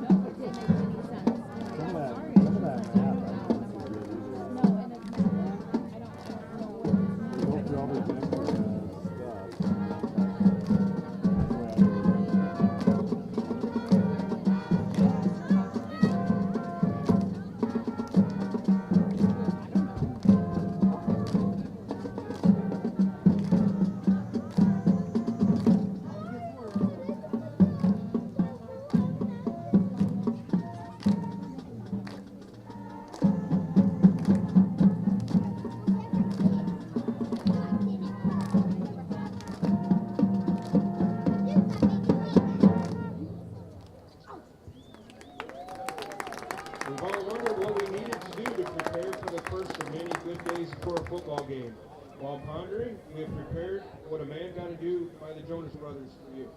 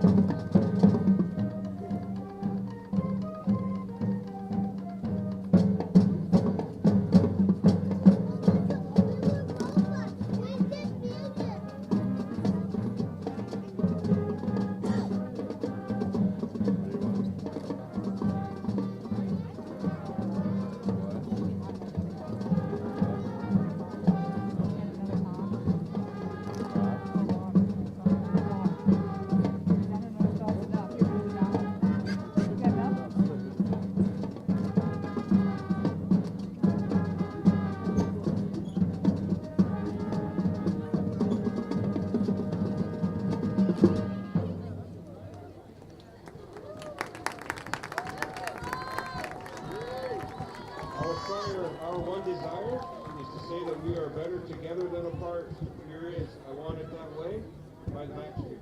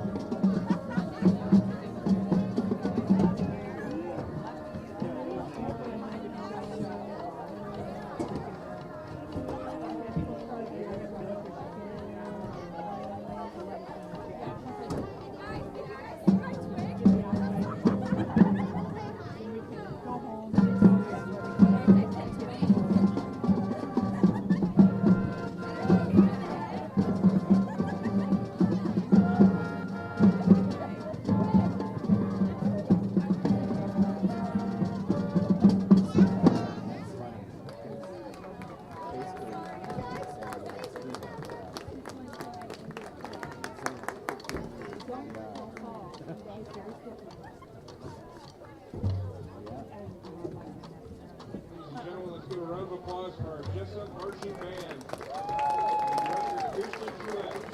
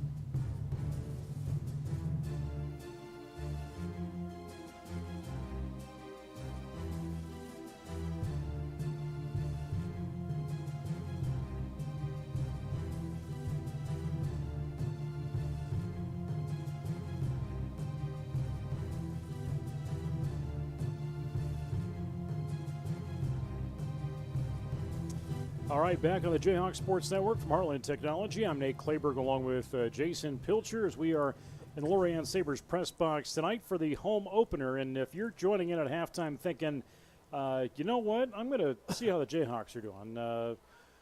Okay, is this the right game I'm on? Is it over? Did I miss something? No, it's halftime, folks, and we're going to wrap it up here very shortly. 55-0 is our score. How do we get here? Well, a lot of scoring, obviously. I think we have more touchdowns than first downs. I think so in this game. It's pretty close, if not.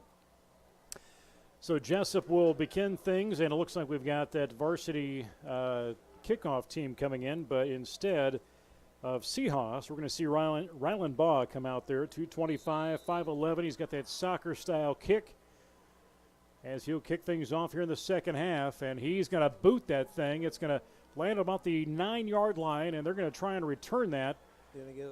And finds an opening and finds his way all the way to about the 34-yard line. Give credit on that run with Alan Gonzalez. Yeah, BCH over pursued a little bit right there. Didn't come with a tackle, and he gained about another 10 yards. So we'll see right now. Looks like a lot of maybe the varsity defense is out there right now. Looks to be that way right now. Sneaking in. Yeah. Coach Joe Smines in here. I figure we might as well pass the time, you know. Joe, how are we doing this fall so far? It's been a good start. It's only our second home event of the fall, so this has been good so far. Nice catch by Postville. Take that down on the play by Carter Even. So Joe, it's going to get hot. It's going to get busy here. Volleyball this past week. You got this game tonight. Nothing next week, right at home, as far as from a varsity standpoint. Nothing high school next week, except for our varsity volleyball tournaments next Saturday on 9/11. That's our next home event for varsity. So cross country's run a bunch of times already, and their home meet will be the end of September. Football team will be back home in a couple of weeks, but we'll start picking up here in September with home events. All the teams are off and running. Middle school is off and running now with all their practicing and things. So. He's got a guy Deep wide pass, open. Wide open, almost an opportunity. Almost to get that ball in the hands of Cade. Is that Cade Downing downfield, or is that Kobe Bohr? Yeah, if he catches that, he walks in the end zone. I feel bad for him. Quarterback did a nice job. Carson Lino a little bit over pursued him to get the sack. Quarterback kept the ball alive, and number 8 dropped it. But you see his teammate go over there and give him a heads up. Already very quickly into our third quarter. So joining us, Athletic Director Joe Smines. Coach, this is unusual. You know, we had so many points in that first, 47 points in that first quarter, another touchdown in that second. I maybe saw this to an extent happening tonight. Yeah, it was interception by Carter Even. Cade Downing gets into the Even. He's going to tuck that one and taken down. And that Postville defender, Brandon Kregel, was like, no, this is not happening.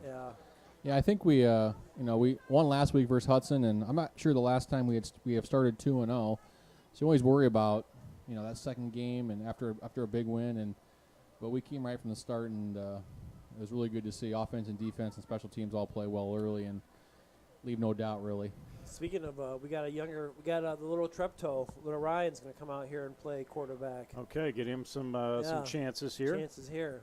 So I saw him warming up. So Darren get a chance to call his own son's name on the PA tonight. So and Auntie's going to be back there too. So make sure she doesn't say anything. So how did you sucker Darren Treptow into to PA? Did you promise him popcorn every week or what? I don't know. I was kind of when he contacted me, I was kind of blown out of the water that he wanted to do it.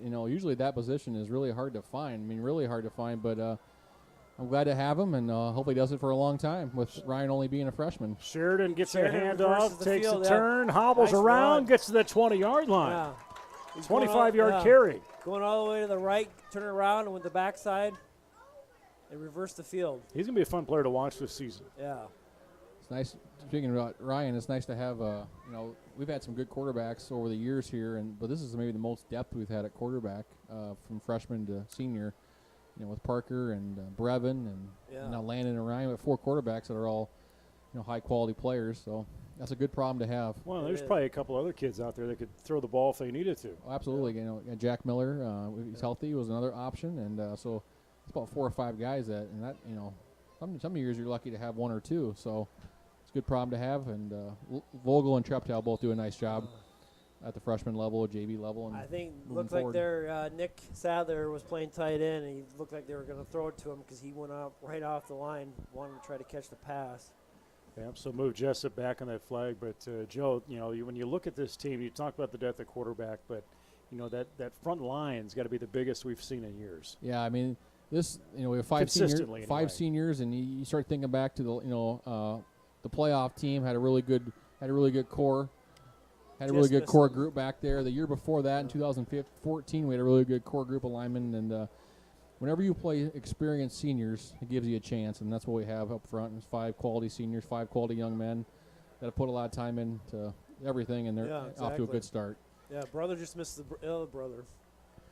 So volleyball, unfortunately, coming up short this week, and him having some success at some tournaments. But cross country was underway this week too, a couple times, right? Up at Old Line and then Charles City. Yep. We're here in the last couple of weeks. Yeah, they ran last night at South Harton again. So I think they've run 4 times already. And the girls' side, Mackenzie Wilson, freshman's done a really, really nice job, along with, of course, the usuals Amanda Treptow and Claire Wright. So they have a really solid 3, and then they're in 4, 5, 6, 7 are kind of battling it out. And I'm not sure they finished worse than 2nd or 3rd in a meet yet. And I don't think so. yeah, they, you know, that's a really high quality group too. They're about 10 deep of runners that are varsity caliber. And go to the boys team, you got Nolan Evans, who's having a really good year so far. And the boys, kind of the same thing. Got a bunch of guys that are just solid, so gives them a chance every night. And that coaching staff does a tremendous job. Nick Greene and Maya Betts and Alex O'Connell, just a first class group there, and kids do a great job. So they get better as the year goes on. I'm excited to watch them.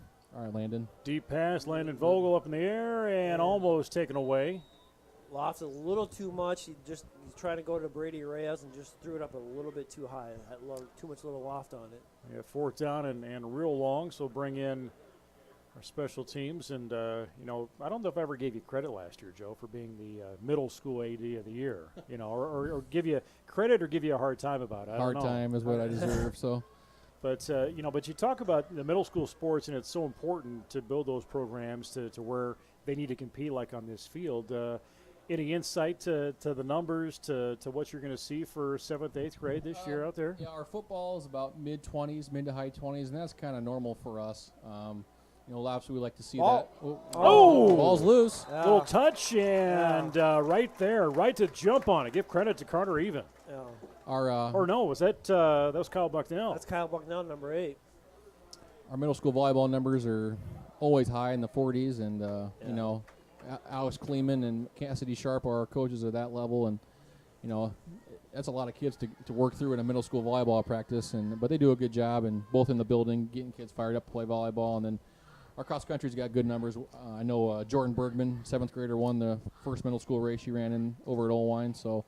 And then Caden Lang does a really good job for our middle school boys, and top of the heap usually running. So they get started next week with their first volleyball and football play next Thursday, and cross country's already run. So another touchdown, Noah Sheridan. Flag coming back. I think we're going to get maybe Nick Sadler for a hold. Okay, so looked like a 14-yard scamper in the end zone from Sheridan, but flag out there to try and hold that. Looks like it will hold that back. Yeah. I think they're going to get Nick. Holding in there. So, but, you know, Joe, you talked across the board when you look at the coaching staff you have, especially for your fall sports, and you got to be happy with where you're at, the positions you've got filled, and just the direction they take these young guys. And we got, you know, our head coaches, our 4 head coaches, the 3, you know, football with Tim Sauer on his 4th year, and, you know, played at UNI, does a great job in our class teaching and getting kids fired up. Erica Bass played at UNI, you know, really high-level volleyball person there, and even though she's from Wapsie, we'll still let her go. This is how old I am. Yeah. I coached against her when she was in the league, and she was league MVP in basketball actually too as a senior. So was she really? Yep. And I was at NU High, and then you know, Nick Greene, obviously, who didn't even run cross country, was a football player in high school, but has really transitioned well into that position. So, and then Sarah Nolan running our cheerleading program, which has 28 people out. Yeah. So really pleased with our fall coaches. That'd be a good trivia question. What did Nick Greene place in the state cross-country tournament? He didn't run. He didn't run. Yeah. He was a wing T quarterback. Was he really? Yep. I guess I didn't know that. He kind of looks more like a instead of cross country runner. He does look more like a little football player. We ran the same offense in high school, so we start talking football terminology, and it's interesting talking with a cross country coach. But yeah, when we hired him, he hadn't even coached cross country. He was a long distance runner, so he was familiar with that type of stuff at Wartburg, and he does a really good job. He does. Yeah, he does a really good. I mean, to get that many kids out to make cross country fun, you got to be doing something right. Yeah, it's amazing how much our cross country program has grown over the years. Shovel pass left side into BCH's hands. He's going to be within the 5. My first year here, we had I think we had 9 kids total, 7 through 12, and then Rachel Dahl took over and kind of got it rolling into the 20, and then Nick took it to another level. So we've been fortunate there. Well, do you suppose there's something to that of not really having that history across country, and you come in to coach it, that you maybe look at it a little bit differently, and maybe that's where some of the successes come from? Yeah, I mean, like I said, he was kind of starting fresh, but the one thing, the constant with all 3 or 4 of our head coaches in the fall is they're people love to be with them, be around them. Kids love them. That's a huge part. That's what we're looking for in all of our coaches is positive people that our kids want to be around all the time. Offsides on Postville, so it's going to give us the automatic. It's going to give us the first down. First and goal from the 7? No. Yeah. So we're going to see. We're going to see. Some people in some positions here, especially at this level, that are going to slow some things down here with penalties. And there's the handoff from Vogel trying to get that into Sheridan. He's going to continue to drive, but he'll be held up at the 3 or 4 yard line. Yeah, it looks like they took Brevin out of pad, so he's done for the night. Well, makes total sense. You don't need to keep him out there, right? No. Yeah, I think he just lower leg, soft tissue injury, so he'll be just fine. So this field will get a little bit of a break. Not back till homecoming, right? Yeah, the middle school game the day before, I think. But other than that, no, a good, nice little break. In terms of cleat usage, flag football uses it a little bit, but they're not as hard on it. Oh, he's got him. Nice ball. High up in the end zone and just out of the reach, out of the hands of Brady Reyes. But, some stuff on the athletic grounds taking place here facility-wise. There's always been somewhat of a drainage issue. Hopefully that gets taken care of. What's happened out there? Hopefully that gets, the football field's always drained, pretty well in areas. Hopefully the softball, baseball does a little better here with the new drainage around it. And they're still working on getting cement down there for our bleacher areas, and it should be a nice upgrade, and hopefully a couple of years from now we have the whole deal done down there because it's much needed. Yeah. 30, 35 years old, and it's taken its toll over the years, and it's a good thing because it gets used a lot. Sheridan with a little run, 2:11 to go, just 2 yards short, looks like. Yeah, we'll be adding play clocks for basketball, not this year, but next year, following year. We'll get those ordered here probably in the next month or so we can get them. Okay, so it's not this year, it's into next year. It's 22, 23, okay. But we want to get those installed at least by springtime so we can go spring and summer with them. But you got that new scoreboard coming in, too. Yep, that should be sometime. It originally was end of August, but the way things have been going with everything getting pushed back, it's going to be sometime in this month. So try the field goal. Mr. Seahawks kick a field goal. Yeah, take him, 16 yards out? And it's in. It's good. Yeah, they will count it. Give Seahawks that credit. I was talking to his dad at halftime. Good to see. Good to see him healthy. Last year he wasn't able to play, and he got hurt in the scrimmage over at Union, and was able to play the whole season. So I think his little brother is going to be the same type of kicker as well. Braylon does a good job, and it's nice to have a kicker. Yeah, you have 2 kids right now we can really kick, and I think it's really nice to see to have that. You don't know about it until you miss it, and then when you get it, it's like, well, we missed this for the last few years. So, Kleber, I got to ask you, when's your next vacation or next trip? This summer I was next vacation. You going deep sea fishing for blowfish there's some.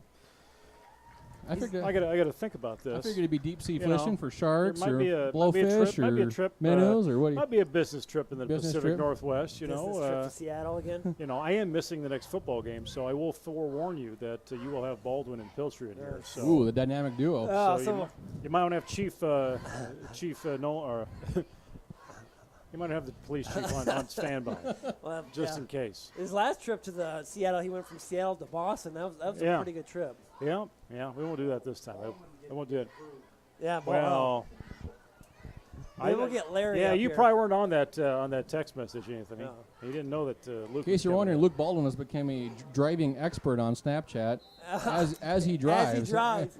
Well, What a guy. or his short-lived social media influencer career that lasted, I think, all of 20 seconds. Touchback, Nice touchback. kick. Was that Ryland again? Yeah, I believe so. Yeah, he made the trip down to Cedar Rapids, decided that he's going to be a social influencer, and then time he got to Cedar Rapids, decided he had nothing to offer. So I just felt like he didn't try hard enough. after he said that, I saw it. I was going to send him Venmo $1. I was going to Venmo. Well, that's $1. where it starts. That's Yeah. where it all starts. So I think we should get Coach Baldwin up here with you guys. I mean, get- you know, you guys know that he coached football for a year Yeah. in Indianapolis? yeah, Running backs coach? Yeah, I think he's pretty much coached everything. Oh, yeah. Jack of all trades. well, I told him he'd come do basketball, but he doesn't want to climb that ladder with that bum No. leg of his.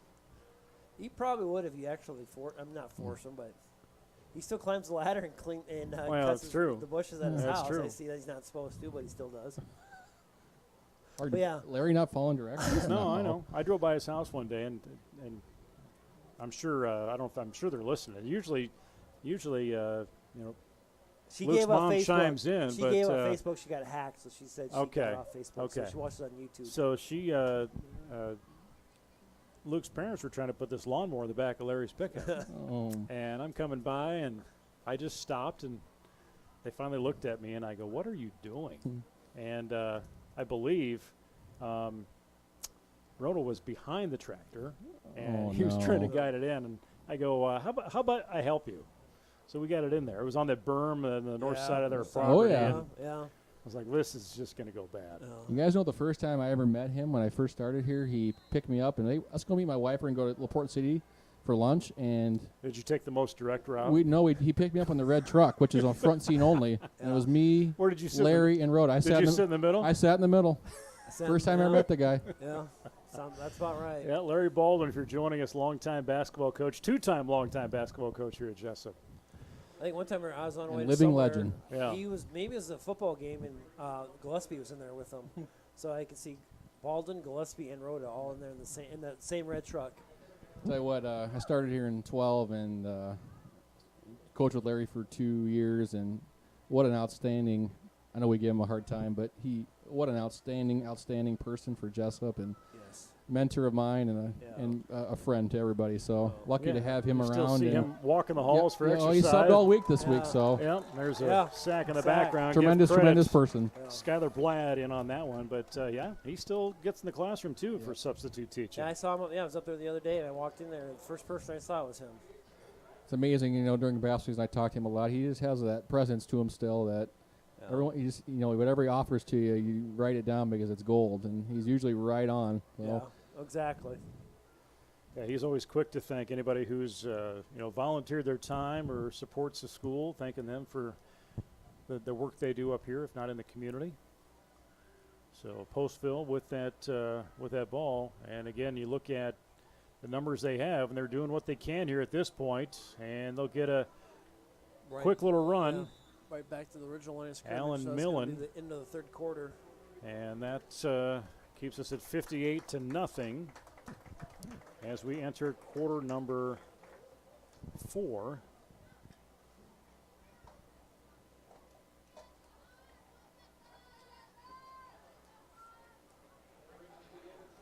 Anything else new coming up here, athletics department-wise, or anything you think of No, I don't as think we're filling time? I think we covered everything that's coming up. Looking forward to our tournament next Saturday for volleyball, and JV girls play tomorrow over in Independence. Is that right? yep, JV's at tomorrow. JV volleyball, and Cross has got a couple meets next week, so it should be middle school kicks off some games next week, so it should be a good next week. And Did I see right that conference for cross country is at South Hardin? South Hardin this year, yeah. I thought I that, saw. yep, that rotates on a rotational. But we hosted that 2 years ago, so that rotates through. And we've been talking about so Olwine joined the conference. Yep. Some adjustments there. You Yeah, want to talk through a lot kind of of how that has adjustments. changed in the in the North Cedar? Yeah, so this year we're in the NICL's in 3 divisions. The West, which would be the normal schools on the west side, and the Central would be AP, Dykes, Hudson, Denver, and Columbus in the Central, and then the East side would be us, Wapsie, Sumner, Owine, and Union. So, in volleyball they'll play your side once, and then there'll be a conference tournament in volleyball this year that takes place in early October, which would be a really cool event. Sure. And then cross country's already set up as one league, and then basketball will be you'll play everybody twice in your side, and then you'll cross over and play some other schools to fill out your schedule. Okay. So there'll actually be 3 division champions this year in basketball, and that'll be the same with baseball, softball as well. So you'll play twice each in your division. Yep. And So then play each other ones once. Or Yeah, sometimes you won't see anybody. Yeah, I don't think we play BCW this year, and we play everybody else pretty much one time. So you had your option what you want to do after that, basically. So the cool thing this year is the track meet is going to be 16 teams all at one site, boy, girl. So are they going to start that at noon? That's what Hudson. They're start that early. Kevin Werzer, who's our president of our league, is actually hosting it the first. He runs a great track meet, so we'll see how. I think it's starting like at 2 o'clock or 3 o'clock. I would say Really early. Now, a regional district track meet is really the same number of teams, so it will be a long meet, but it won't be anything normal that's out of the ordinary. So, it'll be different. BCW is actually leaving the league after this year, so we'll be back to 15 teams next fall. So, it's kind of like college sports. Things are all moving all over the place, and that's happening in Iowa with conferences. The WAMAC, I know, is changing teams, and I think the Tri-Rivers is picking some teams up in the River Valley, so it's always moving. That's related to school size, and is with BCLW. What's their story? Yeah, they're going the Iowa Star. They just think it fits them better, school size, and that direction of the state. Yep. Now that league goes all over the place. It goes all the way up to Riceville, all the way down to Colfax, Mingo. So I think they'll be in the south side. But the league has changed a lot. I've been in the league this is my 16th year in the league in some capacity, and it's changed a lot over the years, and I'm sure it will change even more as we go the next 5-10 years. 10:30 to go. It's been a running clock other than breaks between quarters and any injuries or flags, as Jesup scored 47 points in the first quarter, and the running clock started after we hit 35 points, and this is where we're at right now, folks. Coach Joe Smines joining us, our athletic director, just kind of talking Jesup athletics and what's going on as we're 2 weeks into the school year, and things seem to be going pretty well as far as when you look at where we were at a year ago at this time. Yeah, it's it's been interesting. It seems like it was forever ago that we were all in quarantine and not able to do anything. And then last year, for the most part, was fairly smooth. Had a couple blimps here and there, but this year is a little bit more normal. But obviously we're still dealing with the COVID thing in school a little bit, but a little more normalcy, and that's good, especially for our kids. They need it. Postville with a little bit of a run. They're going to get 2 or 3 yard gain on that. Defense going to stop up quick as we get some new bodies in there for Jesup. But you look at this the way the district is aligned, and Jesup in 2A and 1A, Postville 1A school. The state made some adjustments in there, adding in a 5A. At a 5A. Now there's basically all kinds of classes, and we're the smallest 2A, and but honestly, if you look at our schedule, other than really Dubuque-Wahlert, who is a 2A, and in my opinion should be not even close to 2A, everyone else is teams that we should be playing. Owine, Union, those are all good games for us. So I really like our schedule this year, and I actually like our district outside of Wahlert. Waukon will obviously be good, but that's a school our size anyway, and we keep getting bigger and bigger, and that's good for our town and good for our school. Well, it's going to be fun too. When you look at that, and you're familiar with some of the team names, but we're not used to playing them. No, agreed. You know where they're at, but we're not used to playing them. Yep. Yeah, we have never played Waukon in football since I've been here. We used to play North Fayette Valley, but we haven't played AP in a long time. I should take that back. We played them in maybe 17, but we had a week 0 game. Yeah, before that we hadn't played them for a long time, or Union. So it's a nice schedule. Yeah. Passing for Brendan Kragel right there. When I saw the schedule come out and we had Dubuque-Wahlert, and I thought to myself, well, how's Wahlert in the same district as we are? But Yeah, they're the biggest too. I think their embeds were like 315 and we were 215, so they're 100, which is amazing that they're still that small. I remember going to watch them, 9 years ago, and they were playing 4A football then. So that is quite the. That's where you see where people get the debate now, like those private schools where they automatically have to go up a class. You see some states making them do that, and I've heard that. Sometimes Iowa's debated that, but who knows if it's ever going to happen. Any new rules as you're looking at coming into the fall with any of the sports that kind of stood out, or some things being discussed for winter sports? No, other than the shot clock for next year. That's about the only thing that was, had been on the burner for a while and actually got passed through. So we're going to have to find people to run that. Yeah, that's the biggest thing. We talked about that a couple weeks ago. I was like trying to find people to do that. Yeah, it's got to be quick. As a coach, I've always been for it. Coaches will adjust, and it'll be good for the game of basketball in the long run. But from an administrative standpoint, trying to find somebody to run it, and that's not an easy thing to do. And it's not like in football, because you could turn these off right now and still play a football game. Yeah. You couldn't do that in basketball. So I used to, when I was a UNI basketball manager back in 05, 06, I used to do it at practice a lot, and you got to be on your toes. But, it's part of the deal. It's part of evolving and making the game better and making it better for the kids, and it'll be good. Yeah, there'll be some adjustment in there, trying to get used to that. And I suppose, is it optional for some schools if they want to do it this year or try it out, or it's full force next year? Well, actually, there's always some tournaments down in Cedar Rapids where they would use it, and they actually were not granted access this year, so they can't do it. So everyone's starting basically at the same level next year.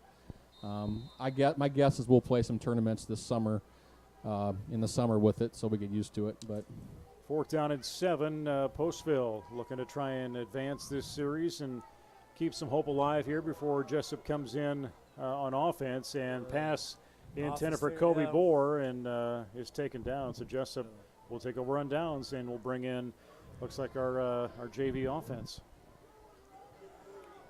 Big game next week for us, I think, in against AP to go over there. And I think right now I think they're losing right now to Osage. Yeah, they lost a tough one to Union and playing probably a pretty good Osage team. So another big game for us to hopefully keep the momentum going. And it's always big when your football team can have a really good fall, and that kind of springboards you into a lot of things. Thinking back to our playoff team in 15, made the football playoffs and had a really good basketball season, golf, track. Everything was really good. Hopefully our baseball team kind of got that rolling this summer with an outstanding summer. And our softball team had a really good summer, too. Play coming out. They're going to bring a play, but Coach Sauer said, let's hold this up. Let's reset this and get them watered up and get that play in as you see Jordan Miller come up trying to get that play in. And, how weird is it, you get your varsity offensive coordinator in there talking to these JV guys. They're used to hearing from the JV coaches. So there's an adjustment right there. Yeah, and you bring in Ryan Treptow. So tonight you had 3 guys that got experience at quarterback, like Joe said earlier. So you had Brevin Dahl start at quarterback. You had Landon Vogel come in and play some quarterback, and now you got Ryan Treptow. So you got 3 guys getting some playing experience tonight. So that's pretty good. Well, and it's great that they're getting action tonight, Joe. Canceling that game on Monday with Columbus, and we talked about this. It was 2 years ago we were not doing JV games because we didn't have the numbers 2 or 3 years ago. Yeah, we've had some times the last few years where we've been unable to play JV, and now Columbus is unable to play. Obviously we had a few injuries that hurt us as well, and then our JV will play again next Friday against AP. So it's kind of a tough week, and but this is good to get our JV kids a lot of time tonight. It's like Jude Sullivan carrying the ball. Yep. Yeah, Jude, take her on the numbers, cracks right through. Yeah. This is really good for our young kids to get some varsity time, and they had a nice win on Monday over at Hudson. I think it was 32-26. Saw that on Facebook. Once again, used 2 quarterbacks and both played well. Preston Youngblood, who's played a little bit of varsity the last 2 weeks, did a really nice job running the football. So, Coach Sauer actually had to go over there and call that game on Monday night, call the offense because. Coach Stevens. Due to some coaching rearrangements with some illness. Well, that's like a home game for Sauer though, because he just lives not too far from. Take him 9 years ago. Face mask. Trevindale Lardell with that ball, carried it across. Whoop. I guess they didn't call it. No, keeping that clock going, under 6 minutes to play. But Joe, thanks for coming up the box tonight and imparting your knowledge to not just us but the world. Hopefully Mad Dog's listening, so He's working right now. Oh. So, yeah, thanks, guys. Thanks for all you do for Jesup Athletics, Thank and you. appreciate everything you do. We do a couple things between the two of us around Hey, you here. guys I aren't doing guess. anything. Hey, you guys aren't doing anything. What else are we doing What around else here? you doing? So, Thanks, Joe, guys. Thanks, Thank Joe. you. Athletic Director Joe Spines, as he makes his way up here, help fill some time as we got the fresh softs out there playing, and varsity again racking up 48 points in that first quarter, and we saw a touchdown with even in that second quarter. Field goal from Seahawks in the third. That's where we're at 58-0 right now. I don't know if we'll crack 60. See if we can get the JV team to score. But Student section stayed here. There, I don't think anybody left from the student section. A lot of the parents maybe have trickled out because of the score, but the student section is staying strong. yeah, you may be joining in. I know there's a comment. Ball's loose. Jude Sullivan's going to jump right on that. It keeps hobbling in Postville's Postville. going to come up with it. He's going to see that, and it was hard for Jude to get that. It just bounced, jumped. It went off his hands. Ball a little bit slippery out of the pitch. He tried diving on the ball, just couldn't come up with it. So make some exchanges. We'll leave a number of those players in on defense that work both sides. Jayhawks travel at Appleton Parkersburg. It is the Falcon homecoming next week, and then back here for the Jesup homecoming on the 17th. And I'll be out of town, and it'll be Baldwin and Pilcher in here. So should be a good game with O-line, I would think. Or I don't know. I guess I say that not really knowing. Yeah, I haven't seen what O-line yet. Nice tackle by Jude Sullivan. Alan Millen, senior, on that run. He's been in the entire game. Got 2 flags out there. Here what the call is.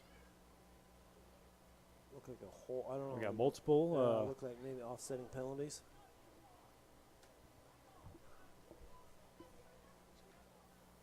This is the Tony Adams crew officiating coming in tonight. Trying to get some scores across the area. It looks like Brian Larson's in the Independence is up 21-7 on CCA right now. You know, they've had a pretty good success here with football in the last few years, finding where they need to be. Looks like Columbus is up 17-6 against West Branch. Jordan O'Connor in the game. Madden Sly will come to the sideline.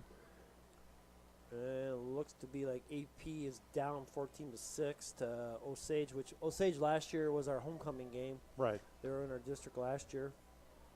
Looks like Wapsi's up 12-0 on Nashua Plainfield. Yeah, they're looking to bounce back from that tough loss at Denver last week. Denver against their big rival. They probably the biggest game, well, not up here, but it looks like a 26-27 score, Solon versus Mount Vernon. That's 2 big 3A schools, 2 big powerhouses. Postville set up. It'll be 2nd and 8 on the 22 of Jesup. This is the deepest they've been in Jesup territory. He's got a man. Pass downfield, and that will be it. So, did we see the arms go up? Yep, he scored. Okay. So 22-yard pass play, and there goes the goose egg. That has gone away. You see the coach right out there. I'm not sure, but he's trying to get the team pumped up a little bit, and it doesn't seem like anybody's trying to get him. He's doing a really bringing out the extra point, trying to kick the extra point. You know, whether you think that's, coming in that, at least you didn't get shut out. The same thing last week. They scored a touchdown. No.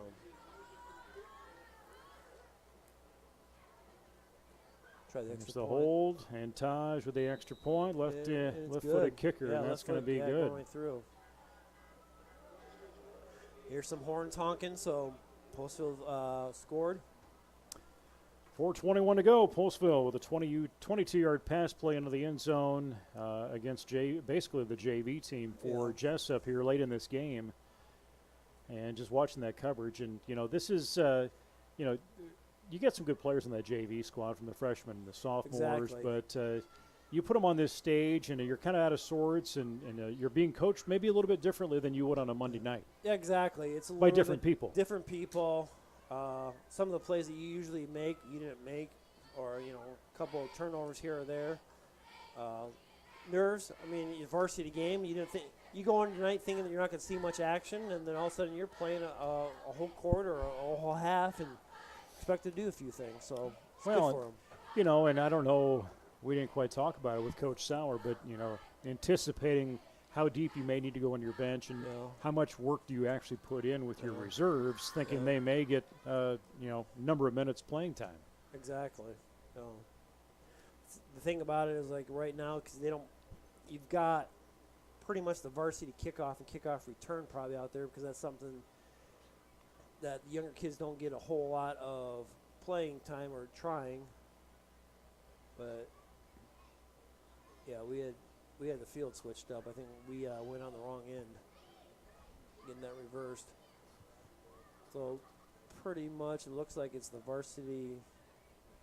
Yeah, BCH back there and Kyle Bucknell. So Postville, for the second time today, they get to kick things off. And it's going to go to BCH. It's going to go right back about the 10-yard line. He's still got full power here. He sees an opening, comes down that lane, past the 40, across the numbers. He's wide open. Yeah. No flags. Where do you suppose he caught that 10-yard line, Jason? Caught that about the 10-yard line. So 90-yard return. So we got a special team score. Yeah, there we go. You scored in all facets of the game. BCH had not scored tonight. He scored, I think, did he have 1 or 2 touchdowns last week? He had one for sure, the one that was up for play of the week on that double pass. And I don't know if he scored another one of that. But, yeah, he caught that about right on the 10. Well, we have cracked the 60 mark. And Jesup will come in and see extra point attempts from Camden Seahas, the junior, as he'll take that soccer-style jaunt to the left a little bit. And this is also, too, I know Landon taking the snap to, this is good for him. Get some practice at that.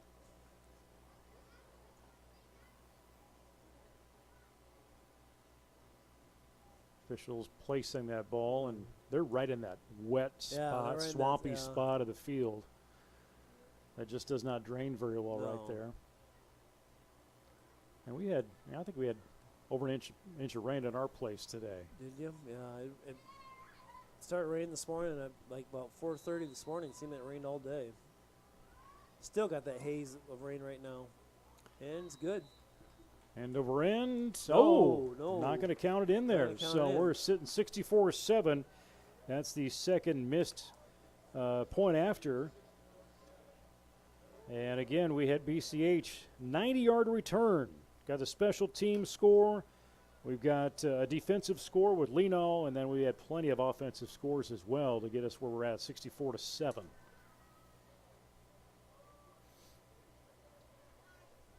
.404 to play. And we'll continue to see running clock here as it's stopped right now to reset some things.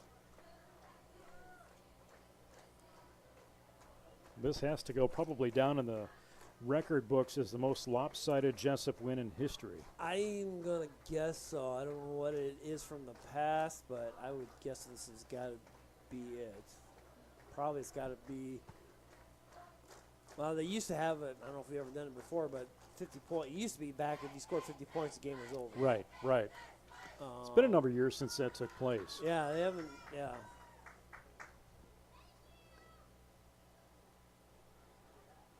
Just some crowd still hanging out, and give credit.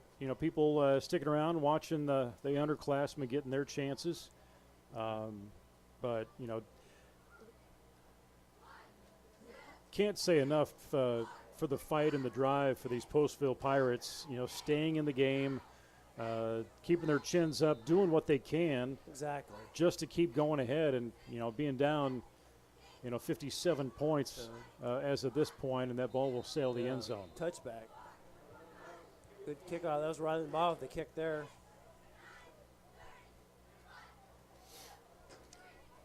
So We did have volleyball this past week. Anthony had that on just video only with some PA sound, but we'll make it in there. Looks like we got a Wapsie Valley game coming up on the 14th on homecoming week. Yeah, once again, our conference is loaded for volleyball again for ranked teams in the state.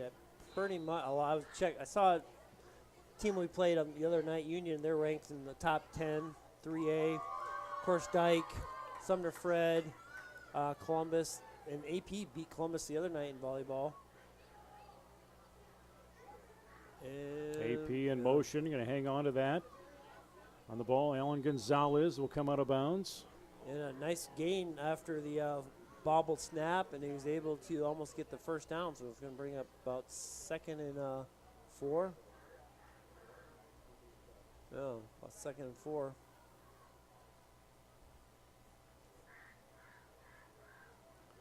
Spot that, 2nd down, and what did you say, 2nd down and 4? Yeah, it looks about there. This is the Jayhawk Sports Network from Heartland Technology. That's Jason Pilcher. I'm Nate Kleberg. Eric Clark running the camera tonight and finding us info when we need it. Anthony Baugh making sure we're streaming on YouTube and on Facebook Live. Got some new toys in the control room this year, so they're working through those. First down for the Postville. Hit the 3-minute mark.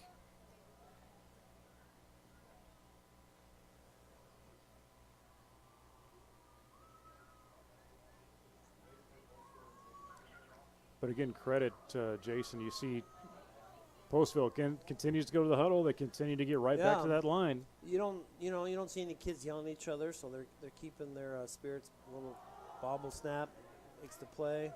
Pick that up, Cade Downing. He's going to look downfield and out of the reach. Looked like it was intended for Kregel. Did a nice job just keeping that ball alive, making the play.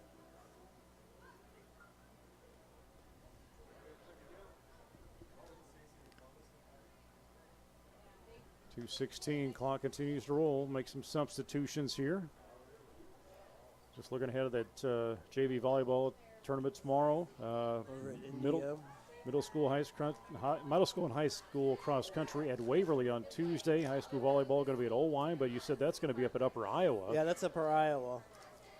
I know for basketball and different other sports up there they have events. So I don't know if there's like another game after that or if that's a conference thing. But yeah, we're going to go up to Fayette and play.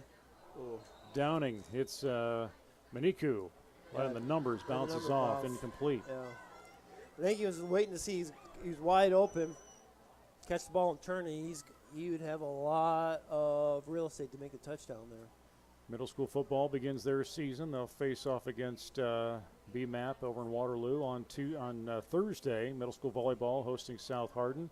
As we said, AP is where football will be with a JV varsity doubleheader next Friday. We'll start seeing those on the schedule. Yeah. That was different when we were playing those 1A schools. 2A, they do JV varsity. Yeah. Back to pass. Downing looking for an opening. He's going to go on the run and force a pass. Does find Gonzalez. And Gonzalez gets that sideline, then bounces back inside. Yeah. Nice play. Gets a first down. Moves the chains. Postville's trying to, there's roughly about maybe one or two more plays, so they want to score it before the end of the game. They got a little bit more urgency right now because they want to score. We are at 30 seconds on this moving clock. Postville looking for another chance to try and see if they can score, but pressure coming on the right side from Skylar Bladd defensively. Pass is incomplete downfield. Nice job, Ryan Treptow. Look, is that Ryan? Yeah, knocked him down. Ryan Treptow. 15 seconds. I don't know if Postville will Postville called a timeout. No, they're going to stop it at 16 seconds and try and set up one last play. Yeah. We'll see some other substitutions coming in here. Ethan Krall coming along from the sideline. See how we play. And you can kind of see Rodney Selesky out there about the 35-yard line. And,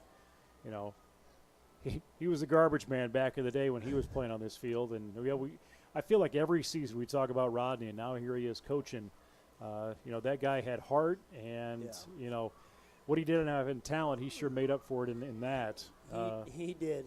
Basketball, football, that guy was, to put it mildly, was undersized. Right. Greatly, right. but you could not tell that at all. That guy gave everything he had and more. But I saw him kind of standing at 35, scanning that sideline of who has not been in yet. Yeah, that's the thing right now. They're looking at him like, did you get some, playing time? Believe that most all his kids. So right now we're probably see if they're going in, see if they do a little trick play. We got 2 deep safeties, try to keep the ball, just knock it down. Low snap, going to drop back.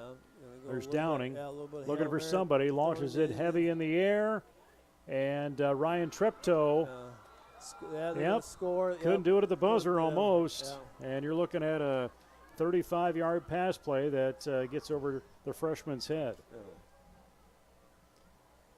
That's going to end the game. Oh, they left 2 seconds. They're going to let them. They kick the extra point. And I wonder if they still get a kickoff.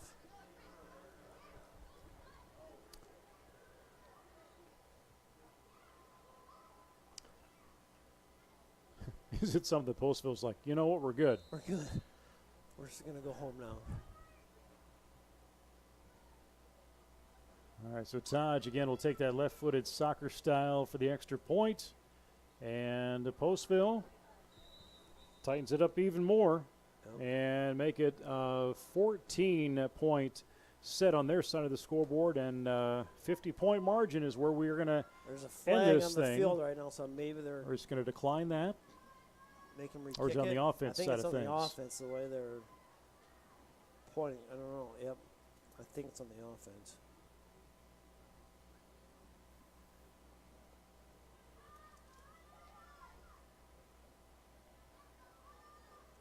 So we're going to move it back considerably. Yeah.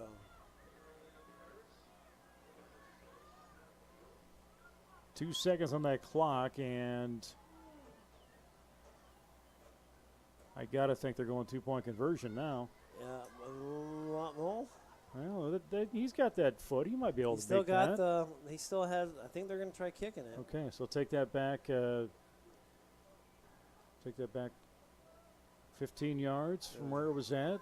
The one thing with an extra point, even going this far back, you do get to use the block. So you get to use the tee. Put that down, and it's long enough. It's good. There you go. Good kick. 64-14 as that extra point is in. And we're going to see, we're going to see a very quick kickoff happen here.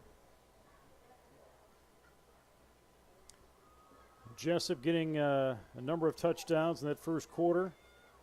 A lot of varsity time is where that was at. And then coaches started sprinkling in sophomores and juniors and freshmen to get some playing time. And we talked about it. Supposed to play over Columbus on Monday. Numbers are hurting that situation. So a chance to give this JV team some playing time tonight. And will that happen the rest of the season? Hard to say. Got a tough district schedule ahead of us. Yeah, that's exactly right. Tough district. You got returning state champions in your district. You've got, like, when Joe was on here, you had Dubuque Wallard in your district, perennial 3A school. That's, was pretty good school. North Fayette Valley, which has got a really strong football tradition. We go over to AP next week, which has had a really strong football tradition, too. They've been down the last few years as far as the level they're used to. So, yeah, it's a tough district that we're playing in. But you look at that schedule, Jason, and just looking at it now of, getting to where we're at, kind of ramping up with AP. I don't know if we'll take a dip with all line, but get Union, North Fayette, and it's going to kind of build up, and hopefully we're at that level we need to be by the time the season comes up. And I think that's going to do it. A little squib kick that Postville did, and we're going to end the game. So, well, I'm not sure anybody thought that this is what's going to happen. I had my wonders. I had my wonders, too. I thought, you would take control, but I didn't think it would get that quickly. That first quarter was lightning in a bottle. Well, and you look at here, our first score was 11:35 left in the first. The next one came not quite 2 minutes later. The next one came 20 seconds later. Yeah. The next one came about a minute 23 seconds later. And then you get another one in there, another, I don't know, a minute 45. Then it took another 2 minutes.